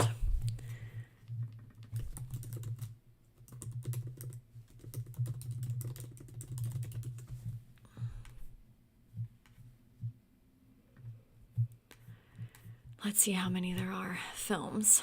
1, 2, 3, 4, 5, 6, 7, 8, 9. Oh crap, I messed up. Okay, so I have the Wikipedia page pulled up. Let's see if there's any interesting ones. I think you guys got all the good ones. A lot of them seem like, you know, they're just trying to make a new one. The Awakening, the this, the that. Okay. There's the Amityville Harvest, the Amityville Poltergeist, Amityville Cop, Amityville Cult, Amityville Vampire, Scarecrow, Gas Chamber.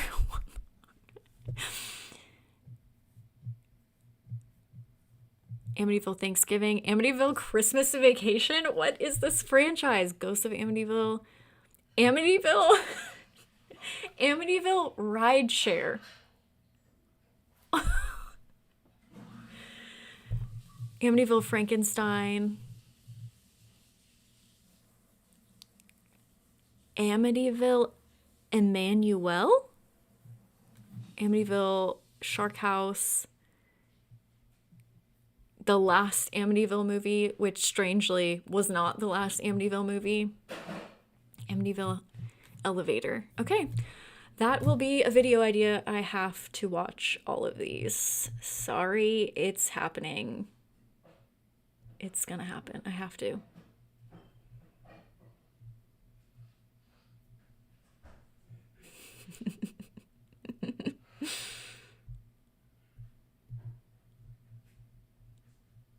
I have seen one YouTube video a long time ago where somebody went to the Amityville house and it was kind of desolate and what's this word? Dilapidated kind of. But I think they, yeah, you guys said they recently sold it, so I think they fixed it up again.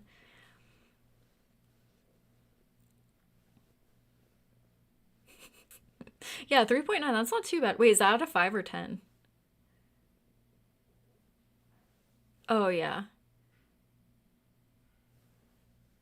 Yeah, I think what I read was that Amityville is like a quiet community, and so yeah, I don't think the people enjoy people driving by and actually the people that lived in the Amityville house post the Lutzes, because they made such a big deal with the book and the movie coming out and stuff, they ended up having to move because people were knocking on their door in the middle of the night, people were vandalizing, people were just like always bothering them, so much so that they had to move. So kind of interesting that it wasn't the ghosts that were the problem, it was the people.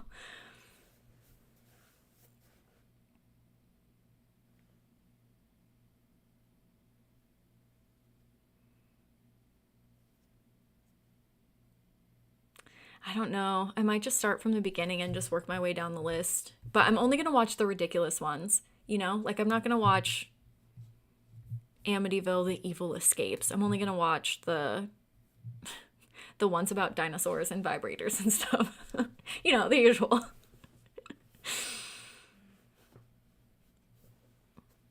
Yes, exactly. Oh gosh. Oh, it's coming. It's coming. I'm definitely going to watch them. Oh, interesting. They changed the windows to make it look probably less like the Amityville house. You're saying oh my gosh. Wait, no. Oh, you're saying the top ones? The top windows? Yeah, now it looks more like a pleasant, welcoming house. If you guys Google it, there's a picture of 1974, the year of the murders, and then 2024. It actually is a beautiful house. I'd live there. And look at this, is so crazy. Or maybe that's not the neighbor's house right next door. But if that is the neighbor's house in this picture, how did they not hear those gunshots? It's so weird. There's so many weird things about that case. I just don't understand.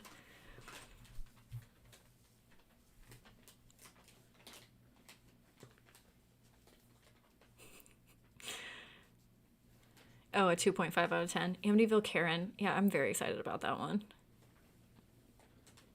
I know, I should make this a whole series where I just rank horrendous movies from each, genre.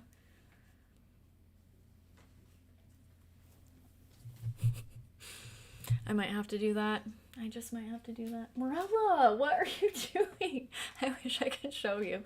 She is just fully in a bag that has mail in it, and she's just living her best demonic life.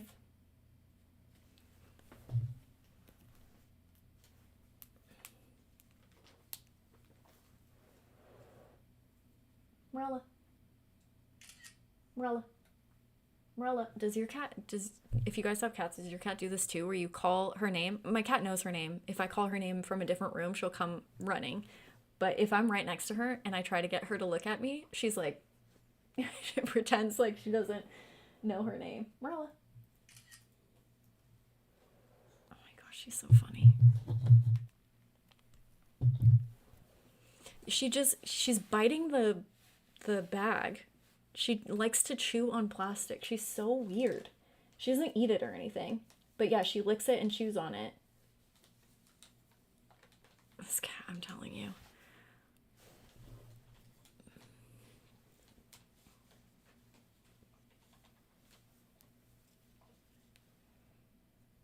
Okay. Okay, I'll post it on Instagram. She's so weird. Or I'll take a video and show you what she's doing, 'cause she's so weird.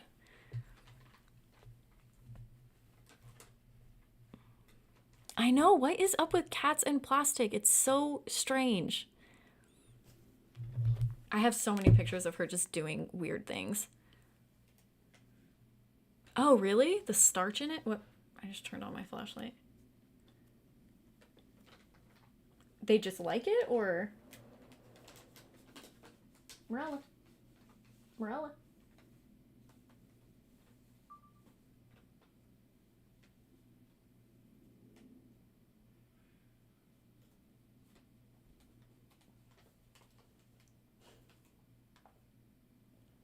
Oh, she's a bad cat. Okay.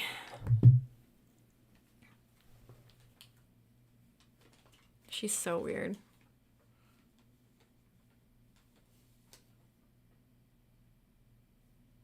Oh, sorry. I forgot that. Where's my okay. I totally forgot to end the poll. My bad. I think it can be annoying to people that are on their mobile phones. So yeah, we have a winner. It is a lesbian vampire story. Dun, dun, dun.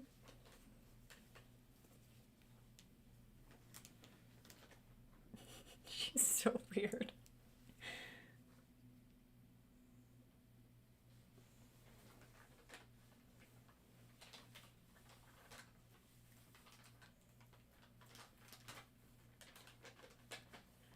This cat, I'm telling you, I could watch her all day.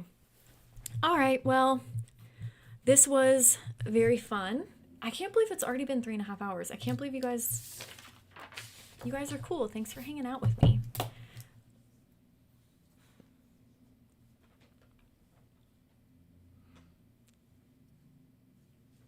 Yeah, she finds them everywhere. Everywhere. Anytime there's any sort of plastic, she's in it or around it or near it. She's never been stuck in one, though. But she gets into absolutely everything. Everything. I have 2 dogs, and my dogs are 100 times easier than my cat is.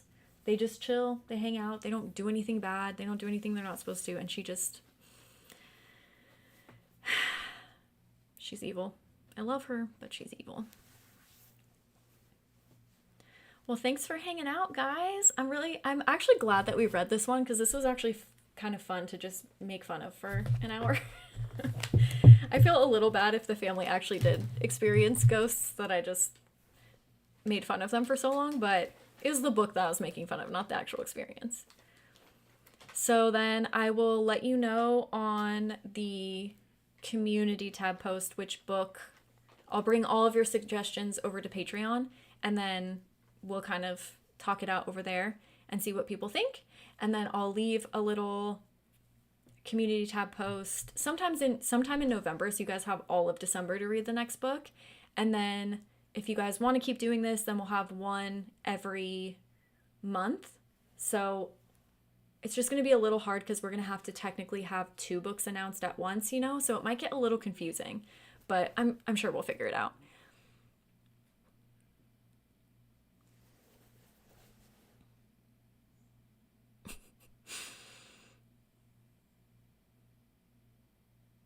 Thanks for hanging out. Chrissy, I'm glad that you didn't have to be up at 3 o'clock in the morning. I'm glad it was a decent time for you. And all of my European friends.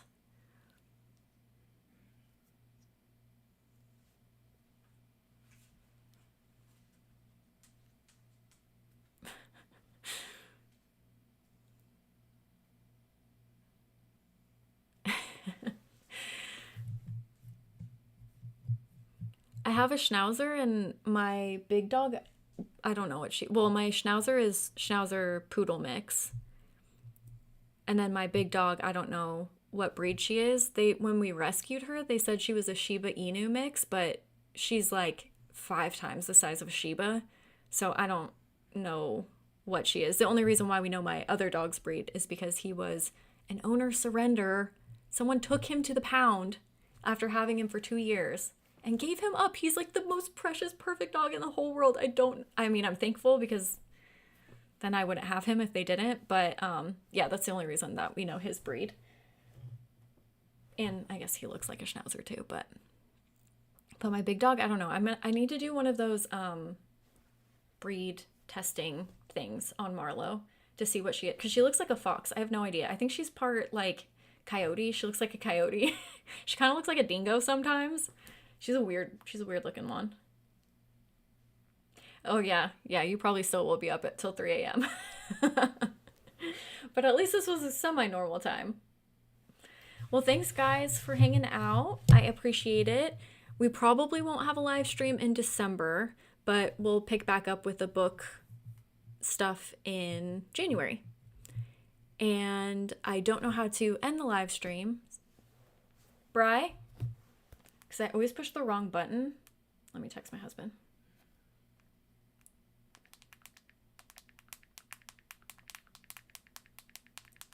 Because there's multiple buttons to push and I'm not sure which one.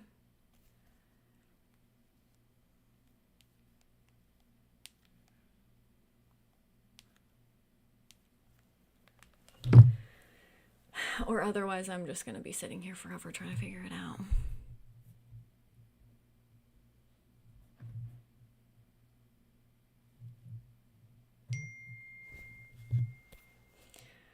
Oh, 1 second, my IT guy is responding. Oh, okay. I always push the wrong button to end the live stream. Anyways, I will see you guys on Thursday with a book haul. I have all the stuff right there. And then I'll see you, Patreon people, I'll see you probably Monday or Tuesday with just a different video. And then on Patreon this next weekend, we'll watch some Amityville movies. And I think that's it.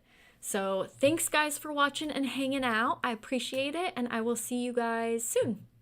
Bye everybody.